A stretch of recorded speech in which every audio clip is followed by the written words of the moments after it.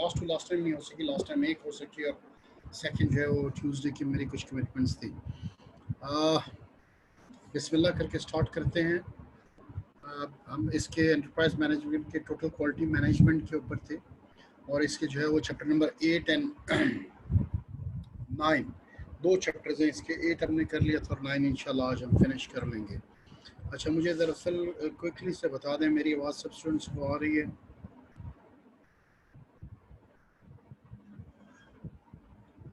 Message कर दें मुझे।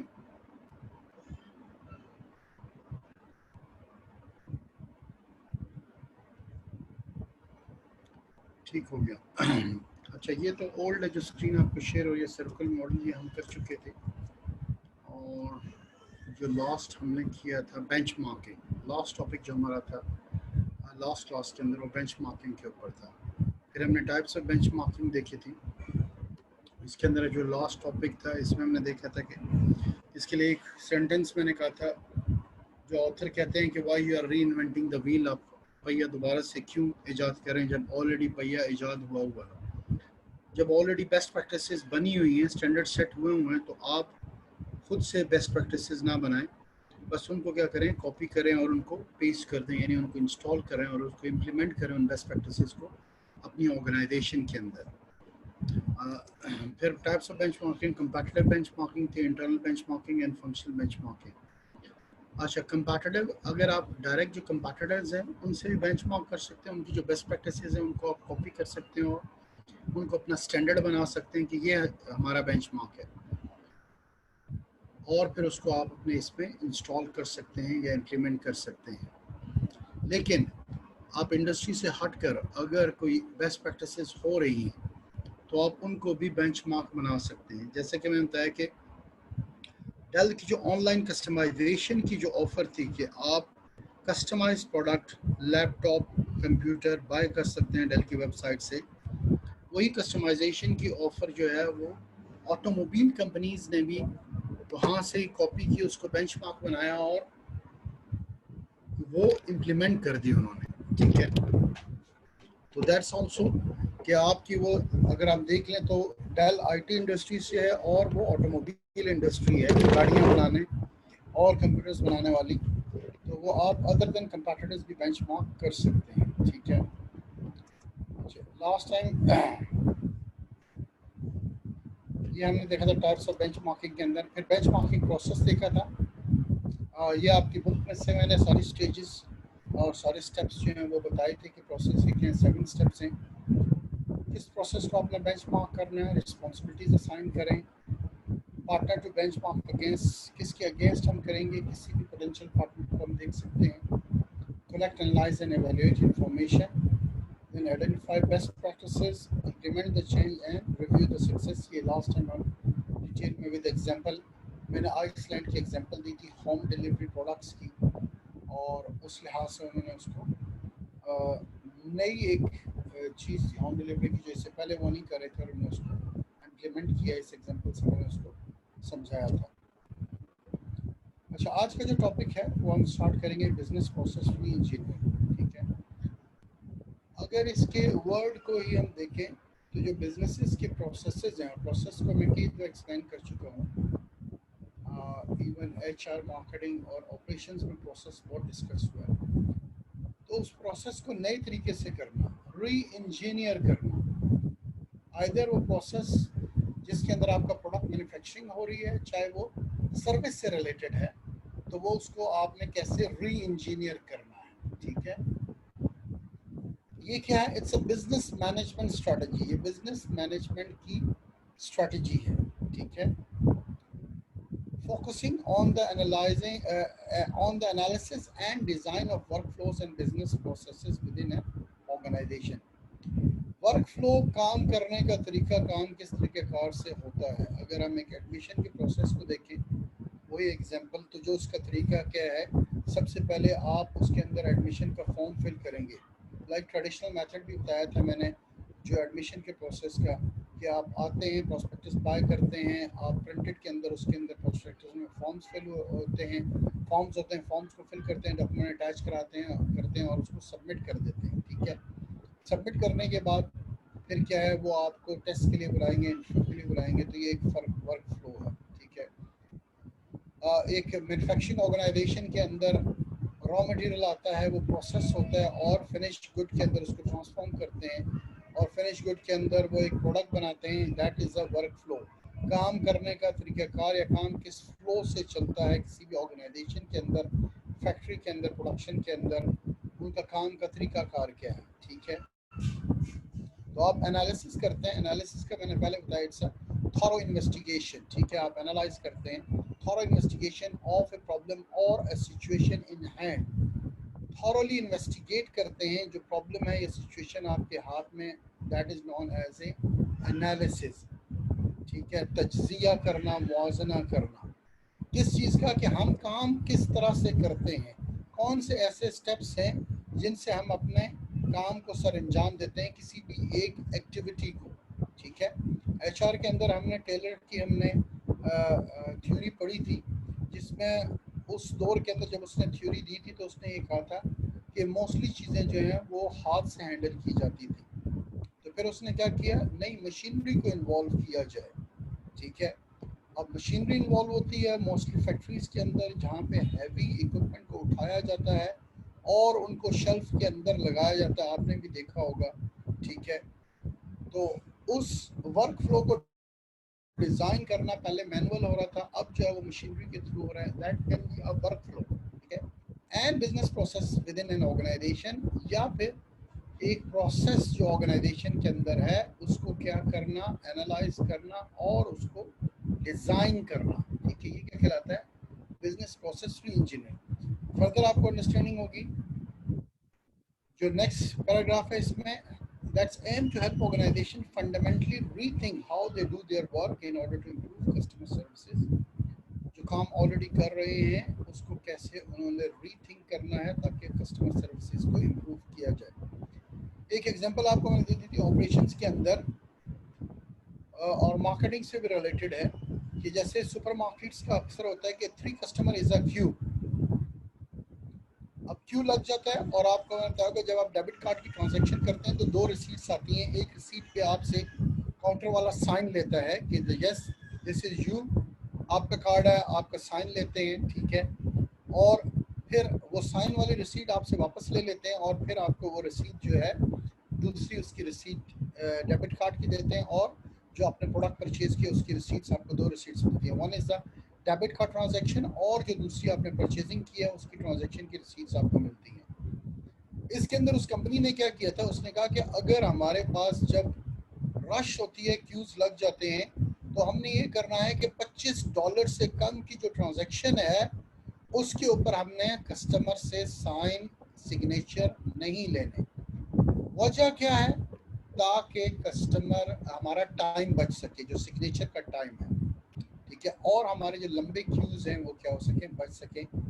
सो ये चीज़ सोचना कि क्यूज को कैसे एलिमिनेट करना है, तो उन्होंने कहा $25 से लेस की ट्रांजैक्शन होती है तो उसके ऊपर हम साइन नहीं लेंगे, सिग्नेचर कस्टमर से नहीं लेंगे, हमारा टाइम बचत होगा और जो है वो हमारे क्यूज नहीं लगेंगे। दैट्स अ बिजनेस प्रोसेस री इंजीनियरिंग। एक और मैंने प्रोडक्शन के अंदर बताया था कि उन्होंने जो वेल्डिंग प्लांट था, वेल्डिंग एरिया था, उसके अंदर सारा पेंट उन्होंने वाइट कर दिया था, जिसका इम्पैक्ट उनके ऊपर बहुत अच्छा था और प्रोडक्टिविटी भी जो है इंक्रीज हुई है। So that's a fundamentally rethink how they do their work in order to improve customer services, customer की सर्विसेज को इम्प्रूव करना, जिसमें अभी मैंने आपको डेबिट कार्ड की एग्जांपल दी है।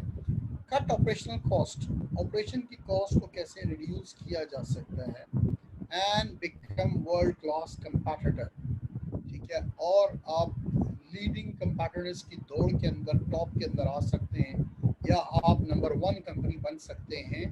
आप बिजनेस प्रोसेस री इंजीनियरिंग जब करते हैं, फंडामेंटली बुनियादी तौर पे आप सोचते हैं कि आपने कॉस्ट को कैसे रिड्यूस करना है, ठीक है, आपने एफिशिएंसी को कैसे इंक्रीज करना है, आपने कस्टमर सर्विसेज कैसे इम्प्रूव करनी है।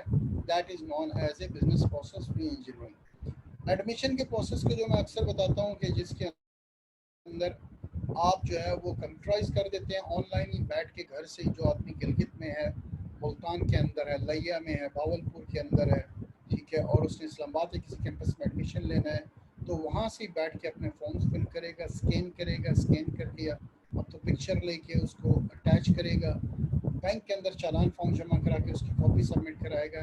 दैट्स अ बिजनेस प्रोसेस री इंजीनियरिंग। अगर एग्जांपल कंप्राइजेशन की दी है तो उसी के अंदर उसी से रिलेटेड आएंगे, क्योंकि IT is the major enabler in business process reengineering. Business process reengineering के अंदर technology and information communication and technology, ये आईसीटी का बहुत बड़ा रोल है, जिसके अंदर आपके बिजनेस प्रोसेसेस जो है वो री इंजीनियर होते हैं। वो कैसे है वो हम आगे देखेंगे। सो दैट्स उस एग्जांपल को मैंने दिया ताकि आपके जहन में रहे कि कैसे आपने री इंजीनियर करना है। दो ऑथर हैं, उन्होंने बीपीआर को बताया है। ये ऑथर ने यहाँ पे जो डिफरेंट पहले डेफिनेशन दी है और इन ऑथर्स के पर्सपेक्टिव दिए हैं। मकसद सारा ये है कि हम कैसे बीपीआर को बेटर अंडरस्टैंड कर सकें। तो इंट्रोडक्शन की दो ऑलमोस्ट डेफिनेशंस डिफरेंट, उसके बाद उसने दो डिफरेंट ऑथर्स के अगेन बीपीआर के बारे में बताया कि Hammer and Champy describes BPR business process reengineering in terms of radical and fundamental. Radical होता है, फंडामेंटल होता है बुनियादी, और रेडिकल होता है अपसाइड डाउन, बिल्कुल टोटल तब्दील कर देना, सिरे से नई चीज। BPR assumes nothing, it start by asking, यहाँ से it start by asking basic questions about why tasks are carried out। ये हम काम इवन कर क्यों रहे हैं, ये हम काम कर क्यों रहे हैं। इसको अगर हम इस तरीके से कर लें, ऐसे नहीं ऐसे, तो क्या ये हमारे टाइम को सेव करेगा कि नहीं करेगा, या इस प्रोसेस की ज़रूरत भी है कि नहीं है। ठीक है, तो ये वो सारी चीज़ें आती हैं जिसके लिहाज से लोग देखते हैं। ठीक है, challenges the traditional method, old तरीके से जो ट्रेडिशनल वे से काम हो रहा है उसको चैलेंज करना। हैमर एंड चैम्पी कहते हैं कि ये जो है बीपीआर है, लेकिन ये that's not only the one point, इनके 3 पॉइंट्स हैं। One is the radical and fundamental, बुनियादी तौर पे क्वेश्चन करना कि हम ये काम ऐसे क्यों कर रहे हैं, क्या इसको हम डिफरेंट तरीके से कर सकते हैं कि नहीं कर सकते। Dramatic, second is the dramatic. ठीक है, BPR changes should lead to quantum leap in performance, not just incremental benefits. Incremental होता है स्टेप बाय स्टेप, जिस तरह आपके घर की सीढ़ियाँ होती हैं। किसी भी ऑर्गेनाइजेशन के अंदर कोई चेंज लेके आते हैं तो जो इंक्रीमेंटल चेंज होता है वो ऐसा ही चेंज होता है जो कि घर की सीढ़ियाँ जिसमें आप देख लें, जिसमें आप स्टेप बाय स्टेप चेंज को लेके आते हैं। ठीक है, लेकिन यहाँ पे वो कहता है ड्रामेटिक के अंदर कि इंक्रीमेंटल नहीं होना चाहिए, सिर्फ इंक्रीमेंटल नहीं होना चाहिए, सिर्फ हो भी सकता है लेकिन नहीं। वो कहता है mostly that could be a dramatic, BPR changes should lead to a quantum leap. Quantum के बारे में, अगर क्वांटम लीप की अगर हम लफ्जी मायने देखें तो इसका मतलब है एक लंबी छलांग। ठीक है, एक लंबी छलांग होनी चाहिए, ये नहीं कि इंक्रीमेंटल बेनिफिट्स हों, स्टेप बाय स्टेप हों, सीढ़ियों की तरह, जिस तरह एक एक स्टेप लेके आप सीढ़ी चलते हैं, नहीं। आप बिल्कुल, क्वांटम होता है it's very close to radical, और अपसाइड डाउन बुनियादी तौर पे किसी स्ट्रक्चर को, सिस्टम को टोटल तब्दील करके रख देना। वो कहता है कि ये बीपीआर ऐसा होना चाहिए कि सारे ही प्रोसेस को, सारे सिस्टम को बेटरमेंट के लिए, ये नहीं है कि बिगाड़ के लिए, बेटरमेंट के लिए उसको टोटल ही तब्दील कर देना। तो second is the dramatic, first क्या, रेडिकल एंड फंडामेंटल। ठीक है, बुनियादी होना चाहिए, और second is the dramatic, step by step उसके अंदर चेंजेस ना हो, बेनिफिट्स ना हो, बल्कि उसके एकदम से मेजर बेनिफिट्स हो। ठीक है, एंड थर्ड क्या है, प्रोसेस। ठीक है, बीपीआर के अंदर कहता है कि वो क्या करना है, आपने प्रोसेस को भी चेंज करना है। ठीक है, the changing process can be defined in terms of combining jobs, 2-3 jobs को कंबाइन कर दिया, या फिर आपने एक जॉब को एलिमिनेट कर दिया और उस प्रोसेस को रखने की आपने ज़रूरत नहीं समझी। ठीक है, आप उसके थ्रू कर सकते हैं।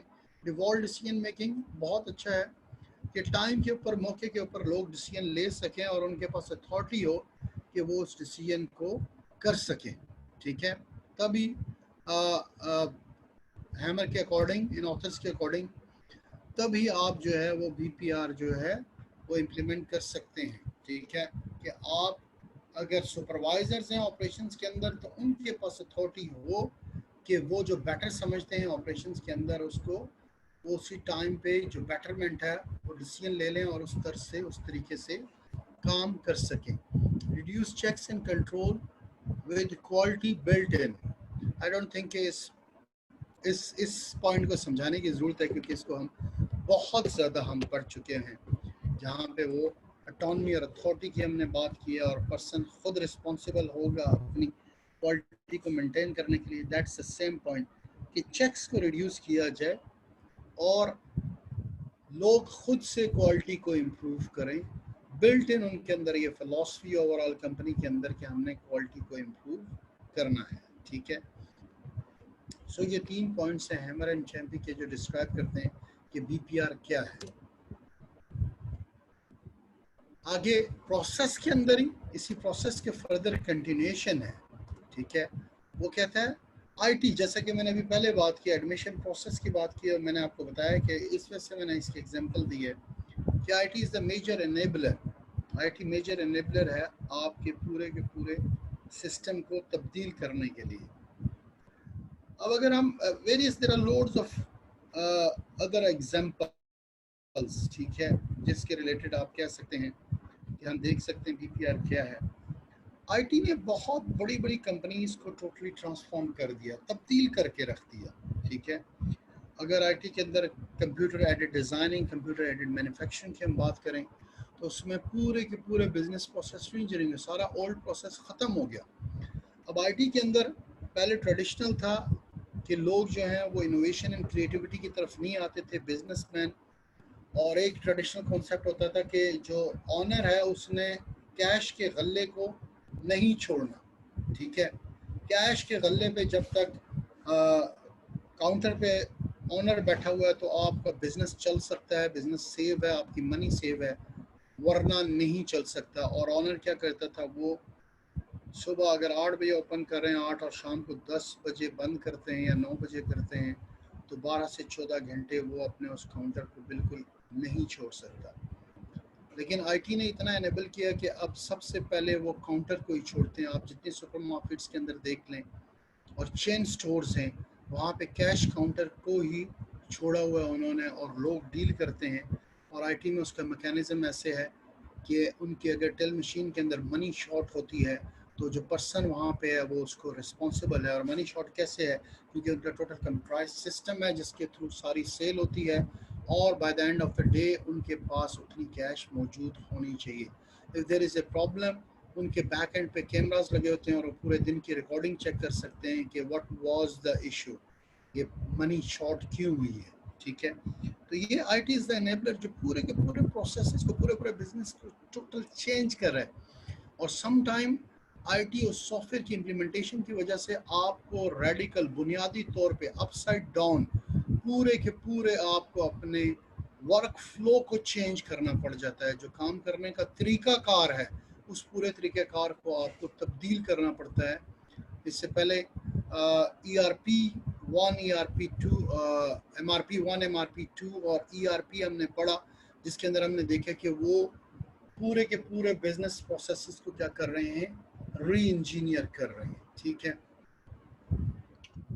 अच्छा, आईटी इनेबल होती है। आईटी के बारे में हमने देखा कि आईटी वाकई हर चीज़ को तब्दील करके रख देती है, वे ऑफ वर्किंग को भी, और सारी चीज़ें हैं। ठीक है, कैसे कर रही है, जैसे some of the examples author ने दिए, share database access from any location. ठीक है,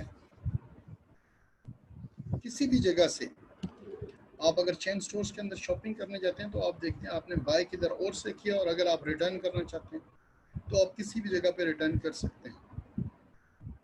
अगर आपने ऑनलाइन बाय किया है तो फिर आप वहाँ से भी देखते हैं कि आप किसी भी स्टोर के अंदर जाके इजीली, ठीक है, वो उस ऑनलाइन को भी रिटर्न कर सकते हैं। और वो ऑनलाइन वाले जो ही एक्सेस करते हैं तो उनके पास पूरा रिकॉर्ड आ जाता है कि ये कब और कहाँ से किस टाइम पे परचेज़ की गई, कितने की परचेज़ की गई, क्या प्रमोशन चल रही थी, और फिर उसका रिटर्न वो कर देते हैं। ठीक है, ICMA की शेयर डेटाबेस है। ठीक है, एक तरफ से कनेक्ट होते हैं, जैसे currently we are connected with a common और सेंट्रलाइज्ड डेटाबेस के साथ हम कनेक्टेड हैं। और सारे जो हैं आप SBU स्ट्रेटेजिक बिजनेस यूनिट्स, उसको बिजनेस की टर्म्स के में कहते हैं हम, दूसरे कह लें कि कैंपसेस, जितने भी ICMA के हैं कैंपसेस वो सारे इससे कनेक्टेड हैं।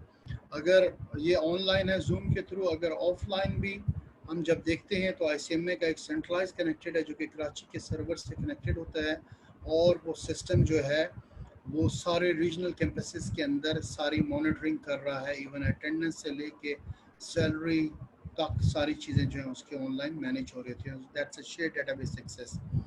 और इसके अंदर डेटाबेस के अंदर ओरेकल बहुत बड़ा सॉफ्टवेयर है जो डेटाबेस को देखता है। ठीक है, और अदर वेरियस हैं, माइक्रोसॉफ्ट एक्सेस है, माइक्रोसॉफ्ट विजुअल बेसिक है, MS SQL सर्वर है, जो कि ह्यूज बड़े सॉफ्टवेयर हैं जो डेटाबेसेस को मैनेज करते हैं।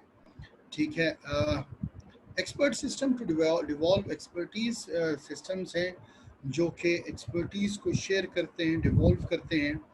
Powerful telecommunication networks for remote offices. ठीक है, अगर आपके रिमोट ऑफिसेज हैं तो वहाँ पे आप टेलीकम्युनिकेशन नेटवर्क के थ्रू, वर्क फ्रॉम होम हमने पढ़ा था उसके थ्रू आप कनेक्ट कर सकते हैं। Wireless communication for on the spot decision making, अगर if there is no infrastructure of wired तो फिर आप वायरलेस के थ्रू, ठीक है, जहाँ पे तार या केबल नहीं जाती है तो वायरलेस के थ्रू आप कम्युनिकेट कर लेते हैं ताकि आप कनेक्ट हों सारे मीटिंग के अंदर और आप ऑन स्पॉट डिसीजन मेकिंग कर सकें। Tracking technology for warehouse and delivery system, ये टेक्नोलॉजीज RFID टेक्नोलॉजीज है जिसके अंदर आपके हर प्रोडक्ट के ऊपर चिप लगी होती है और हर प्रोडक्ट जो है वो आपका इजीली आप ट्रैक कर सकते हैं। कोरियर सर्विसेज की देख लें आप जब TCS के थ्रू कोई भी कोरियर सर्विस सेंड करते हैं, DHL के थ्रू करते हैं, तो आपको एक ट्रैकिंग नंबर मिल जाता है। जब उनकी वेबसाइट पे जाके आप ट्रैकिंग नंबर डालते हैं तो आप इजीली ट्रैक कर सकते हैं पूरे अपने पैकेट को।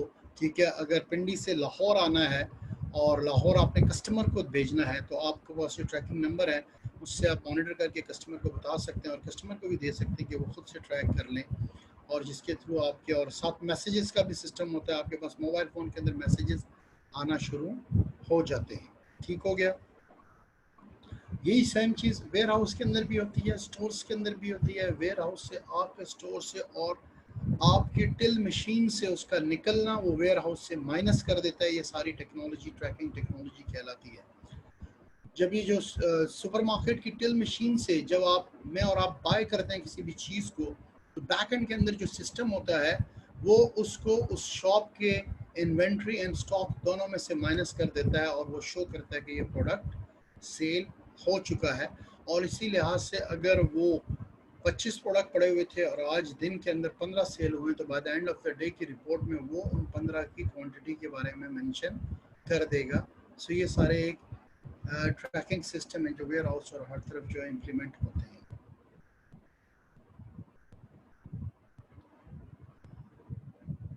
Internet services store engineer channels of distribution. ठीक है, अगेन वही चीज़ आती है कि आप जो है वो वाया इंटरनेट सर्विसेज के थ्रू, ठीक है, चैनल ऑफ डिस्ट्रीब्यूशन को अपने क्या कर सकते हैं, मॉनिटर कर सकते हैं। ठीक है, अभी तो खैर ट्रैकिंग सिस्टम है, इसकी वन ऑफ द एग्जांपल है, जैसे अगर नेस्ले का एक डिस्ट्रीब्यूटर है, आपको पता होगा हर डिस्ट्रीब्यूटर का अपना एक एरिया होता है। ठीक है, और एज एन एग्जांपल मैं आपको समझाने की कह रहा हूँ, और उनकी गाड़ियों के ऊपर ट्रैकिंग सिस्टम्स लगे हुए होते हैं।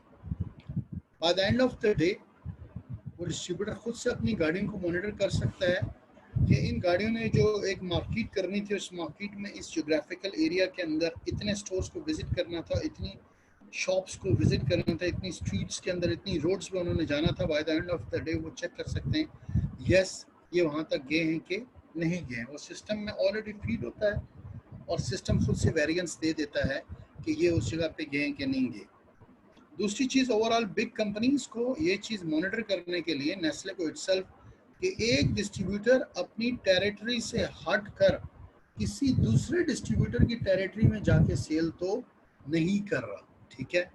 एक मिनट में क्वेश्चन का आंसर करता हूँ। तो उस लिहाज से भी वो जो है उसको देख रहे होते हैं कि एक डिस्ट्रीब्यूटर की गाड़ियाँ दूसरे डिस्ट्रीब्यूटर के एरिया के अंदर तो नहीं एंटर हो रही, और उस डिस्ट्रीब्यूटर की जो गाड़ी आज जिस रूट पे गई है उस रूट पे उसने सारे रूट को कवर किया है कि नहीं किया, ये सारे यहाँ तक आईटी सिस्टम जो है वो एनेबल्ड हैं, ठीक है।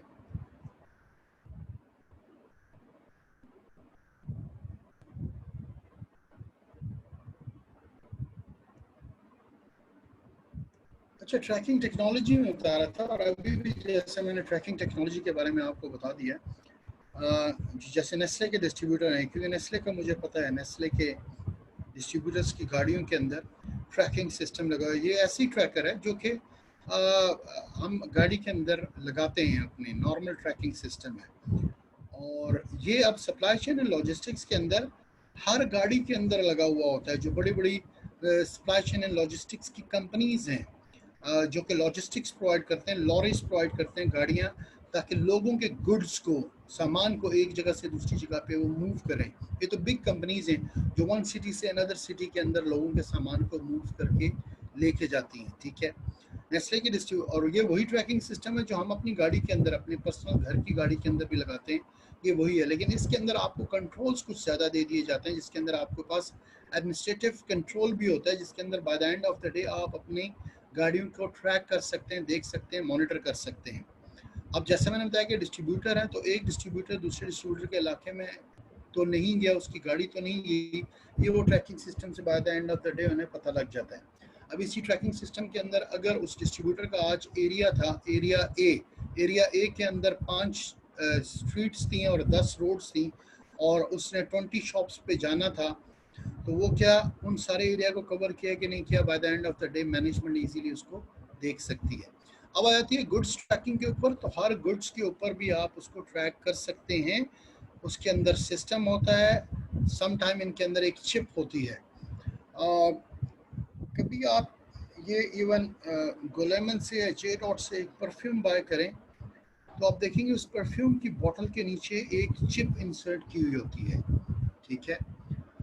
उसको वो डीमैग्नेटाइज करते हैं, तो तब आप जो है वो उसको स्टोर से बाहर लेके जाते हैं, और वो कौन करता है, वो काउंटर पे खड़े लोग जो हैं वो उसको करते हैं। अक्सर आपने स्टोर के अंदर देखा होगा, जब आप बाहर जा रहे होते हैं तो अक्सर अलार्म बीप कर जाता है, क्योंकि वो डीमैग्नेटाइज सही नहीं होता है वो चिप, और वो बार कोड जिसकी वजह से अलार्म बीप कर जाता है। दोबारा से आप जाते हैं और काउंटर पे उनको बताते हैं ये, और समटाइम उनके ऊपर एक टैग लगा होता है प्लास्टिक का, लेकिन इंटरनल उसके मेटल होता है, जो कि वो डिवाइसेस जो फिजिकल इक्विपमेंट डोर्स के ऊपर होता है वो उसको डिटेक्ट करती हैं और अलार्म बीप हो जाता है। समटाइम वो काउंटर से सही नहीं उतारते, ठीक है। तो आप दोबारा जाते हैं और उनको कहते हैं कि इसको डीमैग्नेटाइज कर दें और इसके ऊपर जो चीज़ लगी हुई है इसको उतार दें। ये मेडिसिन के अंदर अगर आप देखें या फिर आप परफ्यूम्स के अंदर देखें, तो उनके बॉक्स के नीचे, ये स्टिकर के नीचे चिप सी लगी हुई होती है। तो इनके पास टिल मशीन के ऊपर वो डिवाइस होती है जिससे उसको वो डीमैग्नेटाइज करते हैं। शायद आप लोगों ने ध्यान दिया हो, ये एक तो बारकोड को स्कैन करते हैं, और एक उनके पास एक पैड सा पड़ा हुआ होता है, उस पैड के ऊपर हर प्रोडक्ट को वो रखते हैं, ठीक है। तो ये वो ऐसी चीज़ें हैं जो कि आपके प्रोडक्ट के ऊपर लगी हुई होती हैं, और आपका प्रोडक्ट टोटल मॉनिटर होता है कि वो रॉ मटेरियल वो आया कब, और आके वो आपकी शॉप से सेल कब तक हुआ, ये सारा ट्रैक रिकॉर्ड आपके पास मौजूद होता है, ठीक है। और अगर ये ना भी हो तो आपके पास स्टॉक एंड इन्वेंट्री सिस्टम के अंदर मौजूद होती है, सेल की रिपोर्ट मौजूद होती है, और by the end of the day आप देख सकते हैं ये प्रोडक्ट स्टॉक के अंदर कितना रह गया है। ये सारी इस वे से भी आप उसको मॉनिटर कर सकते हैं, ट्रैक कर सकते हैं अपने प्रोडक्ट्स को, ठीक है। लीन प्रोडक्शन ये नेक्स्ट टॉपिक है, ठीक है। लास्ट जो हमने देखा है वो बीपीआर देखे, उससे पहले हम जो है वो लास्ट में बेंचमार्क था, benchmark then BPR, business process reengineering, and next topic is the lean production.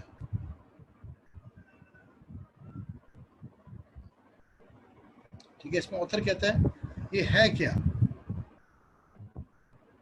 उसमें जैसे नाम से जाहिर है, ठीक है, नाम से जाहिर है कि lean production is a philosophy that aims to systematically eliminate waste, waste को कम कर देना, ठीक है, वेस्ट को कम कर देना, ऐसा काम हो जो बिल्कुल नीट एंड क्लीन और there is no waste in it, ठीक है। आगे इसके अंदर नेक्स्ट ऑथर ने लिखा कि waste to be eliminated, waste को हमने क्या करना है, कम से कम करना है, ठीक है। इसके हम फायदे भी देखेंगे और किन जगह पे लीन प्रोडक्शन हो रही है उसके बारे में भी हम देख लेंगे, ठीक है। लेकिन लीन प्रोडक्शन क्या है, आप ऐसे प्रोडक्शन करें कि आपका वेस्ट कम से कम हो, ठीक है। ऐसी डिज़ाइन हुआ हो, ऐसी कटिंग हुई हो जिसकी वजह से आपका वेस्ट बहुत ही रिड्यूस हो। फिर हमने बाय प्रोडक्ट का कॉन्सेप्ट बहुत पहले पढ़ लिया था इस प्रोडक्शन के अंदर कि वाकई बाज कंपनी जो वेस्ट भी होता है उस वेस्ट से अनदर प्रोडक्ट बना लेती हैं, जिसमें मैंने आपको बताया था कि लेदर की जैकेट्स जो बनती हैं उसके वेस्ट से आप वॉलेट्स बना लेते हैं, ठीक है। सो वेस्ट टू बी एलिमिनेटेड, ठीक है, वेस्ट को आपने क्या करना है इसमें लीन प्रोडक्शन के अंदर। एलिमिनेट का नाम है, बहुत ऑथर कहते हैं कि कम से कम करना, और यहाँ पे है कि इसको बिल्कुल ख़त्म कर दें, ठीक है। आप ऐसे प्रोडक्शन करें जैसे इससे वेस्ट बिल्कुल ख़त्म हो जाए। अगर आपको याद हो साउथ अफ्रीका के अंदर मैंने आपको सिम्बा चिप्स मैन्युफैक्चरिंग कंपनी के बारे में बताया था कि वहाँ पे लेबर खड़ी होती थी और अगर कोई पैकेट में कोई चीज़ चिप्स ओवर कुक या जल जाती थी तो वो उस जली हुई चिप्स को निकालते थे। लेकिन यहाँ पे क्या आते हैं कि वो फर्स्ट एंड पे जले ही ना, आपका वेस्ट हो ही ना, क्योंकि वो तो वेस्ट में चली जाएगी जो ओवर कुक के जली हुई है। तो ऑथर कहते हैं कि क्या आपने इसको वेस्ट से बचाना है कि वो फर्स्ट पहले हाथ में जले ही ना आपकी चिप्स। उसके लिए आपका प्लांट जो है एफिशिएंट हो, टेम्परेचर कंट्रोल हो, ऑयल आपका जो है वो बहुत ज़्यादा हीटेड ना हो, जिसकी वजह से आप, और जो चिप्स की उनकी थिकनेस है वो भी एक सेम हो, जिसकी वजह से कोई ज़्यादा कुकड और कोई कम कुकड और कोई जले हुए ना हो। ये सारी चीज़ें उसके अंदर आती हैं। वेस्ट कैसे एलिमिनेट होगा लीन प्रोडक्शन के अंदर, वो कहते हैं इन्वेंट्री है, वेटिंग है, डिफेक्टिव यूनिट्स हैं, एफर्ट है, ट्रांसपोर्टेशन है, एंड ओवर प्रोसेसिंग है, ठीक है। ओवर प्रोसेसिंग, ये सारी वो चीज़ें हैं जिसके थ्रू जो है ये सारे पॉइंट्स जिसमें ऑथर कहता है कि आपने वेस्ट को कैसे कम करना है। होल्डिंग और purchasing unnecessary raw material, work in progress and finish good, सारे पॉइंट्स हैं। देखिए आप ज़्यादा परचेज ही ना करें, पता लगे वो यूज़ ही ना आए, ठीक है। और परचेजिंग का कोई सिस्टम ही नहीं है। मैंने आपको बताया था कि एक सिस्टम जो है वो स्टडी किया था जहाँ पे एक रॉ मटेरियल मंगवाना था जो कि स्टॉक में बिल्कुल ज़ीरो शो हो रहा था, क्योंकि उनके स्टॉक मैनेजमेंट भी सही नहीं थी। और जब पता लगा तो वो प्रोडक्ट दो पहले मंगवाए हुए थे वो भी मौजूद थे, तीन मंगवाए थे उसमें से दो मौजूद थे, फिर पांच मंगवाए और उसमें से तीन मौजूद थे, पांच स्टॉक के अंदर पड़े हुए थे, लेकिन किसी को कोई पता ही नहीं है और वो नए सिरे से उसको हायर कर रहे हैं, ठीक है, नए सिरे से उसको परचेज कर रहे हैं, ठीक है। तो ये किस कैसे होगा, खैर ये तो पूरे वेयर हाउस मैनेजमेंट है, और फिर जो ऊपर बीपीआर की है, पूरे बीपीआर से बिजनेस प्रोसेस की इंजीनियरिंग है, टेक्नोलॉजी इंप्लीमेंटेशन है, जिससे आप उसके रोज एंड कॉलम्स को भी आइडेंटिफाई करते हैं कि किस लोकेशन पे, किस रो के अंदर और किस कॉलम में ये चीज़ पड़ी हुई है, वो वहाँ से आइडेंटिफाई करके आपको दे देता है कि ये चीज़ प्रोडक्ट आपका वहाँ पे पड़ा हुआ है। यहाँ तक कि ये मैनेजमेंट होती है आपकी जब आप इसको देखते हैं अपनी इन्वेंट्री, ठीक है। जो इन्वेंट्री जा रही है प्रोसेसेस के अंदर उसको मॉनिटर करना, ठीक है, और फिनिश गुड्स को देखना, that's how you can reduce the और एलिमिनेट द वेस्ट, ठीक है। Waiting, time delays, idle time when value is not added to the product, ठीक है।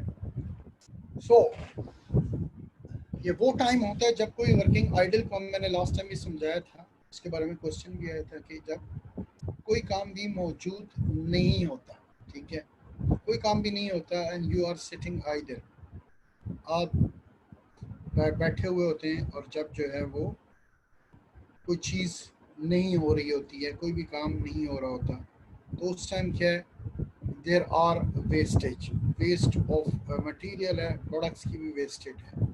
Defective unit, production of a part that is scrapped और requires rework.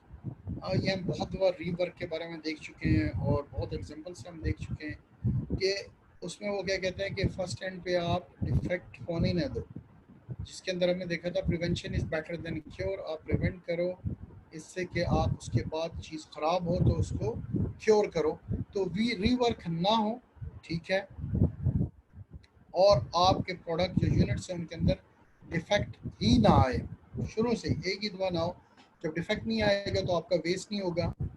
इसको बहुत ज़्यादा different example से मैं डिस्कस कर चुका हूँ। अगर आपके जहन में हो तो वोल्टा बैटरीज के भी 19% फॉल्ट और वेस्ट की बात की थी हमने, कि उनकी बैटरीज की जो कंप्लेन आती थी वो 19% से उन्होंने डिफरेंट मेजर्स लेके, जो हम डिस्कस कर चुके हैं, 2 to 3% उन्होंने उसको कर दिया, ठीक है।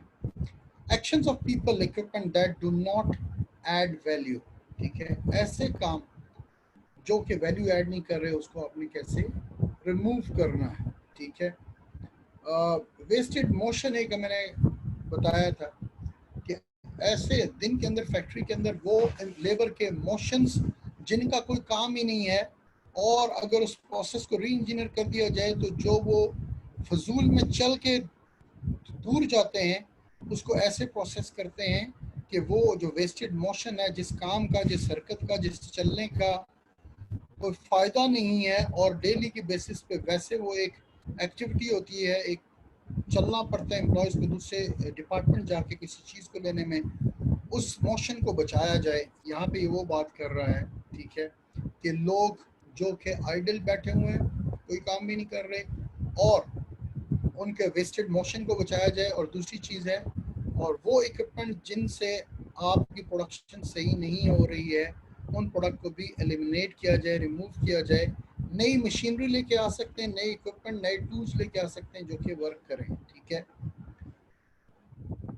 ट्रांसपोर्टेशन, डिलेज इन ट्रांसपोर्टेशन और अननेसेसरी हैंडलिंग। अननेसेसरी हैंडलिंग तो हमने देखा था कि आप उसको, एक एग्जांपल मैंने दी थी कि ब्रेक क्यों है आपका इक्विपमेंट और पार्ट, पता लगा लोडिंग एंड अनलोडिंग के अंदर जो है उसको बड़ा रफली हैंडेड किया गया, दैट इज दैट थिंग, ठीक है। डिलेज इन ट्रांसपोर्टेशन, अगर पाकिस्तान की बात करें तो ये आप इस चीज़ को कभी भी रिमूव नहीं कर सकते।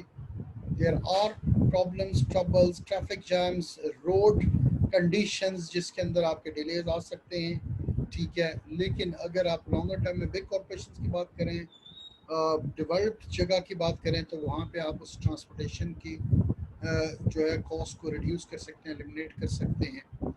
और अगर हम इसमें डिस्ट्रीब्यूशन की बात करें तो शायद मैंने आपको एग्जांपल दी होगी कि जो बड़ी बड़ी कंपनीज होती हैं, अगर उनके चेन स्टोर्स हैं तो उनका जो वेयर हाउस होता है वो सेंट्रलाइज लोकेशन के ऊपर होता है, जो कि एक्सेसिबल होता है सारे स्टोर्स को इक्विलेंटली, और उनकी ट्रांसपोर्टेशन कॉस्ट वहाँ से बचती है। और जो पिंडी एंड इस्लामाबाद के स्टूडेंट्स हैं, अगर इनको पता हो कि I9 एक ऐसी लोकेशन है जो पिंडी और इस्लामाबाद दोनों सिटीज़ के ऑलमोस्ट सेंट्रल के अंदर आती है, बहुत से वेयर हाउसेज, यूटिलिटी स्टोर का इवन वेयर हाउस जो है वो I9 के अंदर है, जहाँ से अर्ली इन द मॉर्निंग गाड़ियाँ लोड होके निकलती हैं और पिंडी इस्लामाबाद के जितने यूटिलिटी स्टोर्स हैं उन पर पहुँच जाती हैं। और ये वो लोकेशन है जो कि ऑलमोस्ट सेंट्रलाइज बनती है for every part and corner of both cities, दोनों सिटीज़ के पार्ट्स के लिहाज से जो है वो सेंट्रलाइज बनती है। So these are the transportation, क्या आपने कैसे उसको लेके जाना है, सप्लाई चेन एंड लॉजिस्टिक्स आपकी क्या है, कैसे आप मूव करते हैं अपने रॉ मटेरियल को, फिनिश गुड को या प्रोडक्ट को, ठीक है। Over processing, unnecessary steps that do not add value, ऐसे स्टेप्स जो कि कोई वैल्यू ऐड नहीं करते, जिसकी कोई ज़रूरत नहीं है, ठीक है। वो स्टेप्स आप ना लें, उसको आप अवॉइड करें। You can do the lean production. Characteristics क्या है लीन प्रोडक्शन के?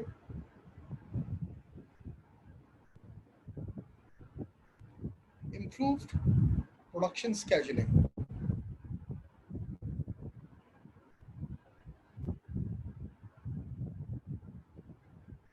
इसके अंदर एग्जांपल आप देखते हैं, production is demand pull not supply push. जितनी डिमांड होगी तो तभी आप उतनी प्रोडक्शन करेंगे। ये नहीं कि आपके पास सप्लाई आ गई 100 रॉ मटेरियल की तो आपने 100 ही बनाने हैं, आपको पता लगे डिमांड आगे सिर्फ 10 की थी तो आपने 100 क्यों बनाए। ठीक है, तो ये जो डिमांड होगी उसी के लिहाज से आपने प्रोडक्शन करनी है। तो इसके ऑथर कहता है कि जब कस्टमर इनिशिएट करता है डिमांड तो वाया लीन प्रोडक्शन के आपने उतनी ही प्रोडक्शन करनी है जितनी रिक्वायरमेंट है, उससे ज़्यादा नहीं करनी है। तो लीन प्रोडक्शन क्या करती है, इम्प्रूव करती है आपकी प्रोडक्शन की स्केजुलिंग को, कि आप इस कॉन्सेप्ट को जहन में रखेंगे, production is a demand pull not a supply push. ठीक है, ये नहीं आपके पास रॉ मटेरियल आता जा रहा है तो आप प्रोड्यूस करें, नहीं, जब तक आपकी कस्टमर की डिमांड नहीं आ रही है आप प्रोड्यूस ना करें। एंड ऑल्सो साइमल्टेनियसली आप अपनी और सप्लाई ही ना लें। ठीक है, सप्लायर से आप प्रोडक्शन या रॉ मटेरियल लें ही ना, क्योंकि आपके पास ऑलरेडी रॉ मटेरियल अवेलेबल है और अभी डिमांड नहीं है due to certain environmental condition, any condition, customer या मार्केट में काम नहीं है, कस्टमर की डिमांड नहीं है, वर्किंग अभी नहीं हो रही है, तो इस वजह से आप जो है वो प्रोडक्शन ना करें। तो लीन प्रोडक्शन क्या करता है, आपकी प्रोडक्शन स्केजुलिंग को इम्प्रूव करता है। स्मॉल बैच प्रोडक्शन और continuous production, production is based on customer demand resulting in highly flexible and responsive process. वही जो पॉइंट हम ऊपर देख चुके हैं, कंटिन्यूस इम्प्रूवमेंट। ठीक है, आप कंटिन्यूसली क्या करते हो, लीन प्रोडक्शन के थ्रू अपने इसको इम्प्रूव करते हो। ठीक है, आपको मल्टी स्किल वर्कफोर्स चाहिए। ठीक है, the machine tools and people used to make an item are located close together। अभी ऊपर मैंने वेस्टेड मोशन का जिक्र किया था ट्रांसपोर्टेशन के अंदर। ठीक है, सॉरी, एफर्ट के अंदर एक्शन ऑफ पीपल, एफर्ट के अंदर एक्शन ऑफ पीपल। यहाँ पे जो सेकंड पॉइंट है कंटिन्यूस इंप्रूवमेंट के अंदर, the machine tools and people used to make an item are located close together. कि जब आपने बनानी है एक चीज तो उसमें आप एक दूसरे के क्लोज हों ताकि आप मिल के इजीली उस प्रोडक्ट को जो है वो फिनिश कर सकें। ठीक है, ये वही पॉइंट है जो ऊपर मैंने एफर्ट्स में और एफर्ट्स में बताया आपको कि कैसे आपने एम्प्लॉयज़ की एफर्ट्स को जो है वो डिक्रीज करना है, और जो वेस्टेड मोशन है, आइडल टाइम्स है, उनको कैसे आपने एलिमिनेट करना है। दैट्स अ पॉइंट जो है ऑथर कहता है कंटिन्यूसली आपने इम्प्रूव करना है अपने वर्क फ्लो को, कि आपका वर्क फ्लो ईजी हो सके। ठीक है,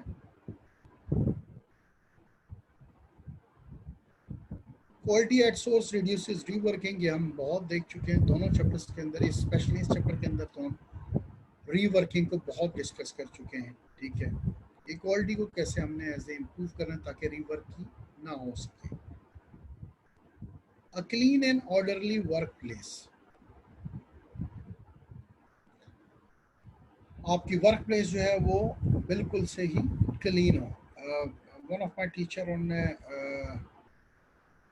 जापान के अंदर विजिट किया और आप इमेजिन करेंगे, यस, लुब्रिकेंट्स की थी, ये जैसे गाड़ी के ऑयल वगैरह बनाते हैं इसके डिफरेंट वर्जन थे, लेकिन वो कहते हैं कि वो इतने लीन प्रोडक्शन थी कि उनका कोई भी वेस्ट नहीं था, जिसकी वजह से उनके सारी जो फैक्ट्रीज थी, फैक्ट्री का जो फ्लोर एरिया था वो बिल्कुल लीन था, साफ सुथरा था।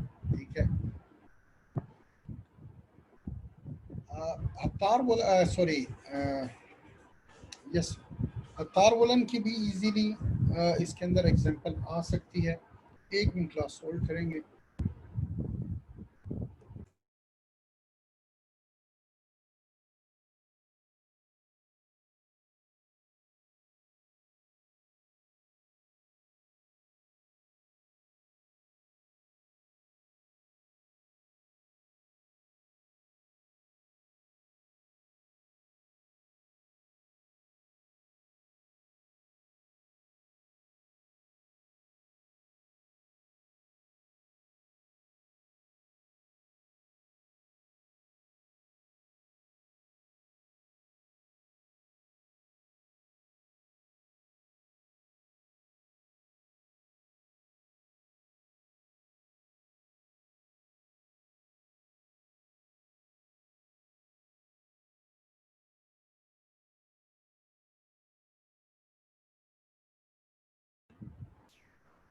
अच्छा, clean and orderly work place के बारे में है, ठीक है। देखिए, जहाँ पे वेस्ट कम होगा वहाँ पे आपकी सारी ओवरऑल फैक्ट्री एरिया और जो है प्रोडक्शन एरिया जो है वो श्योरली क्लीन होंगे, ठीक है। अगर आप ऑयल ऑयल इंडस्ट्री के अंदर देख लें, फीस ऑयल इंडस्ट्री के अंदर, और वहाँ पे जो वेस्टेड है, वेस्ट है, और वो जब ज़्यादा चीज़ें वेस्ट होती हैं तो वो क्या आती है, वो एक कॉस्ट इनकर होती है, क्योंकि जो वेस्ट है वो ज़ाया हो रहा है, जिसके ज़ाया होने में कंपनी की एक कॉस्ट लग रही है। जो घी से, चर्बी से ऑयल बना रहे हैं, ऑयल बनाने वाली आपकी टैब्स हैं, और टैब्स आगे जो हैं वो एक नालियाँ इस तरह बनी हुई जिनसे आगे वो फर्दर डिफरेंट फिल्टर से होके, टैब से होके, और नालियों में से जाके फिर एक कलेक्टिव जगह पे स्टोर होते हैं। अगर ये सारे टैब्स ही लीक करते हों और उससे आपकी जो है उन नालियों से लीक करता हुआ ऑयल आपका गिरे, ऑल दो वन ड्रॉप भी गिरे, तो आप इमेजिन कर लें एक फैक्ट्री के अंदर अगर हर नाली से एक दो ड्रॉप गिरते रहे 1 मिनट के अंदर भी, तो वो कितना ज़्यादा उनके जो है वो वेस्ट है, ठीक है। इसी तरह अगर आपकी जो है प्रोडक्शन हो रही है और आप कपड़ा बना रहे हैं, जैसे कि तार वाले चादरें बनाते थे, और उसके अंदर उनकी मशीनरी सही काम नहीं करी है, जो कि ये राहत के अंदर ज़्यादा प्रॉब्लम था, तो वो इवन पूरे के पूरे पीसेस हैं वो, उनकी ख़राब प्रोडक्शन होती थी। और मेजर रीज़न क्या थी कि उनकी मशीनरी बहुत पुरानी थी। तो अब ये जो वेस्ट हो रहा है, ठीक है, ये वेस्ट क्या कर रहा है, उनको नुकसान दे रहा है। और वो चाहे ऑयल इंडस्ट्री है, चाहे वो एक इलेक्ट्रॉनिक इक्विपमेंट बनाने वाली है, चाहे वो कपड़ा बनाने वाली, चादरें बनाने वाली है, तो वो इसका एम्फेसाइज होता है कि आपने वेस्ट को किस तरह से रिड्यूस करना है, ठीक है। लास्ट टू करेक्टरिस्टिक्स हैं, zero inventory, just in time purchasing eliminates waste, ठीक है। खैर ये कॉन्सेप्ट बड़ा डिटेल्ड है और ये वैल्यू चेन के अंदर भी पढ़ाया जाता है, और जिट को हम ऑलरेडी पढ़ भी चुके हैं, ठीक है।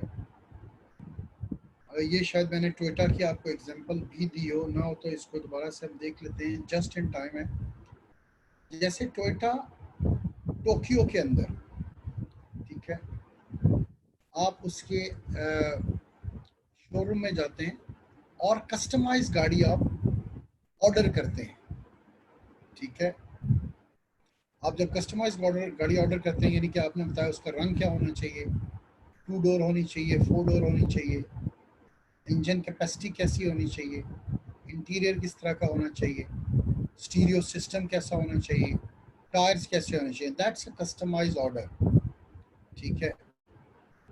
और इस कस्टमाइज ऑर्डर को टोक्यो के, जापान कैपिटल टोक्यो के अंदर एक कस्टमर शोरूम के अंदर एंटर होता है, और वहाँ पे उसके सामने स्क्रीन है और कीबोर्ड एंड माउस है, और वो वहाँ से बैठ के कस्टमाइज ऑर्डर देता है। मेरा क्लास आपसे क्वेश्चन है, आप क्या कहते हैं, may be I have asked it before और not, I don't remember exactly, कि कितने टाइम के अंदर एक कस्टमाइज ऑर्डर वहाँ पे वो डिलीवर करते हैं, कितना वक्त लगता है। जिन्होंने यहाँ पे पाकिस्तान में गाड़ियाँ निकलवाई हैं या जिनको आइडिया है उसके बिजनेस से रिलेटेड हैं, तो उनको पता होगा कि एक गाड़ी निकलवाने के लिए शोरूम में कितना टाइम लगता है। So you just give a blind guess कि क्या कहते हैं, कितना अरसा, कितना टाइम लगेगा कि आप टोयोटा टोक्यो के अंदर जाके उसके शोरूम में कस्टमाइज गाड़ी का ऑर्डर करते हैं। आप राइट मैसेज में सेंड करें, then will continue with the discussion. क्या कहते हैं, कितना टाइम लगेगा एक गाड़ी को डिलीवर करने में?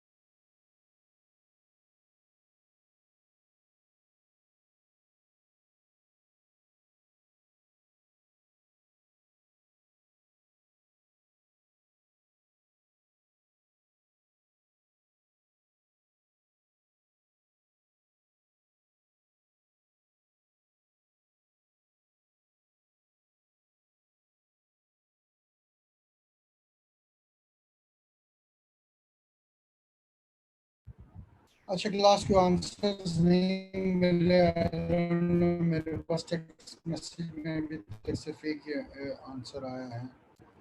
और ना, इट्स टू मच क्लोज कि आपने कस्टमाइज किया है, गाड़ी आप बना रहे हैं। ऐसा नहीं है कि 1.5 घंटे के अंदर गाड़ी बन जाएगी, लेकिन ये है कि 24 घंटे लगते हैं टोक्यो के अंदर एक कस्टमाइज गाड़ी को डिलीवर करने में। और टोयोटा आउटसाइड टोक्यो जो है वो 72 घंटे में वो गाड़ी डिलीवर करती हैं। लेकिन अगर बैक एंड के अंदर हम देखा जाए तो आपको पता हो कि न्यूयॉर्क दुनिया की जो है वो एक्सपेंसिव सिटी में आता है, और फिर सेकंड नंबर पे टोक्यो आता है, और थर्ड में जो है वो लंदन आता है। और ये इनमें ऊपर नीचे अप एंड डाउन ये होते हैं। समटाइम टोक्यो पहले नंबर पे आ जाता है, और न्यूयॉर्क आता है, लंदन आता है, और एक और आई थिंक ऑस्ट्रेलिया की एक सिटी थी उसका।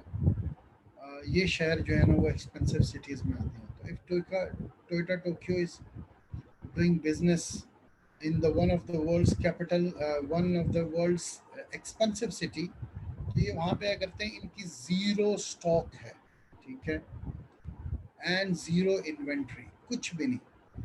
जो ही कस्टमर एक कीबोर्ड पे एंटर प्रेस करता है और ऑर्डर देता है, ठीक है, तो उसी टाइम ईमेल सेंड हो जाती हैं सारे सप्लायर्स को, और सारे सप्लायर्स स्पेयर पार्ट्स को ला के देते हैं, और ये वहाँ पे ही उसको प्रोड्यूस करते हैं। सॉरी, द क्वेश्चन वाज कि प्रोडक्शन करते हैं उसको, क्योंकि प्रोड्यूस करते हैं, असेंबल करते हैं, और 24 घंटे के अंदर कस्टमर को वो गाड़ी डिलीवर कर देते हैं। ये जिट का टाइम है, जस्ट इन टाइम। अब अगर उनका सप्लायर कोई प्रोडक्ट डिले करता है तो इसमें टोयोटा कंपनी उनको सू करती है, और सप्लायर को हैवी फाइन्स पे करना पड़ते हैं, क्योंकि उनके कॉन्ट्रैक्ट में ये लिखा होता है कि अगर आपके पास ऑर्डर आता है, ईमेल आती है, तो विद इन नो टाइम आपने what ever the time duration उनसे सेट है, हाफ एन आवर है, 1 आवर है, उसमें आपने प्रोडक्ट इक्विपमेंट हमें प्रोवाइड करना है, ताकि वो 24 घंटे के अंदर उस कस्टमर को डिलीवरी कर सके। अगर टोयोटा इसमें डिले करता है तो कस्टमर टोयोटा को सू कर सकता है कि इन्होंने डिले किया और ये मुझे उसकी कंपनसेशन पे करें। वहाँ पे तो लॉ सूट्स भी सही है, और उसमें ऐसा नहीं है कि सालों साल मुकदमा चलता रहेगा और उसमें जल्दी से कोई डिसीजन होता है।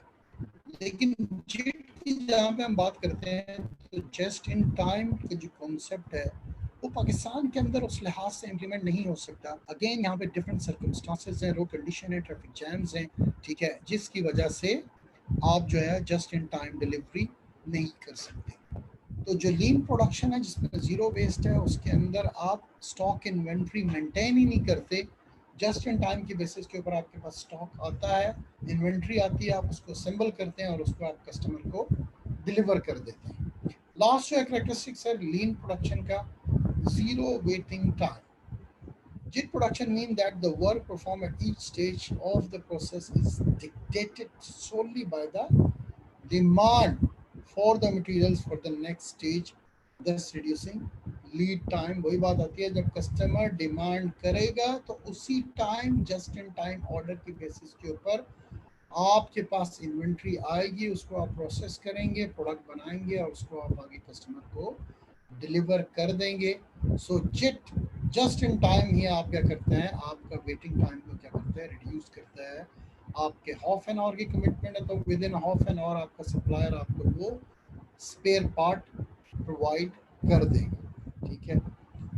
ये लीन है। लीन होता कहाँ कहाँ पे, आप मिच्योर ऑर्गेनाइजेशन के अंदर, जैसे टोयोटा की हम बात करते हैं, होंडा की, hyundai की, इन जगह पे प्रोडक्शन यूनिट्स के अंदर वहाँ पे लीन प्रोडक्शन हो रही होती है। इन मैन्युफैक्चरिंग के अंदर लीन प्रोडक्शन हो रही होती है। इनके अंदर zero inventory just in time का कॉन्सेप्ट चल रहा है, इम्प्लीमेंट हो रहा है, ठीक है। प्रोडक्शन स्केजुलिंग इंप्रूव हो रही है। स्मॉल बैच के अंदर प्रोडक्शन होती है, लेकिन कंटिन्यूस प्रोडक्शन होती है, और कंटिन्यूसली आपने लीन प्रोडक्शन को क्या करना है, इम्प्रूव करना है। इसके साथ साथ क्वालिटी को आप छोड़ नहीं सकते कि क्वालिटी को जब आप इंक्रीज करेंगे, रीवर्क नहीं होगा और क्वालिटी हर एक की रिस्पॉन्सिबिलिटी होगी, तो आपकी प्रोडक्शन क्या होगी, लीन प्रोडक्शन होगी।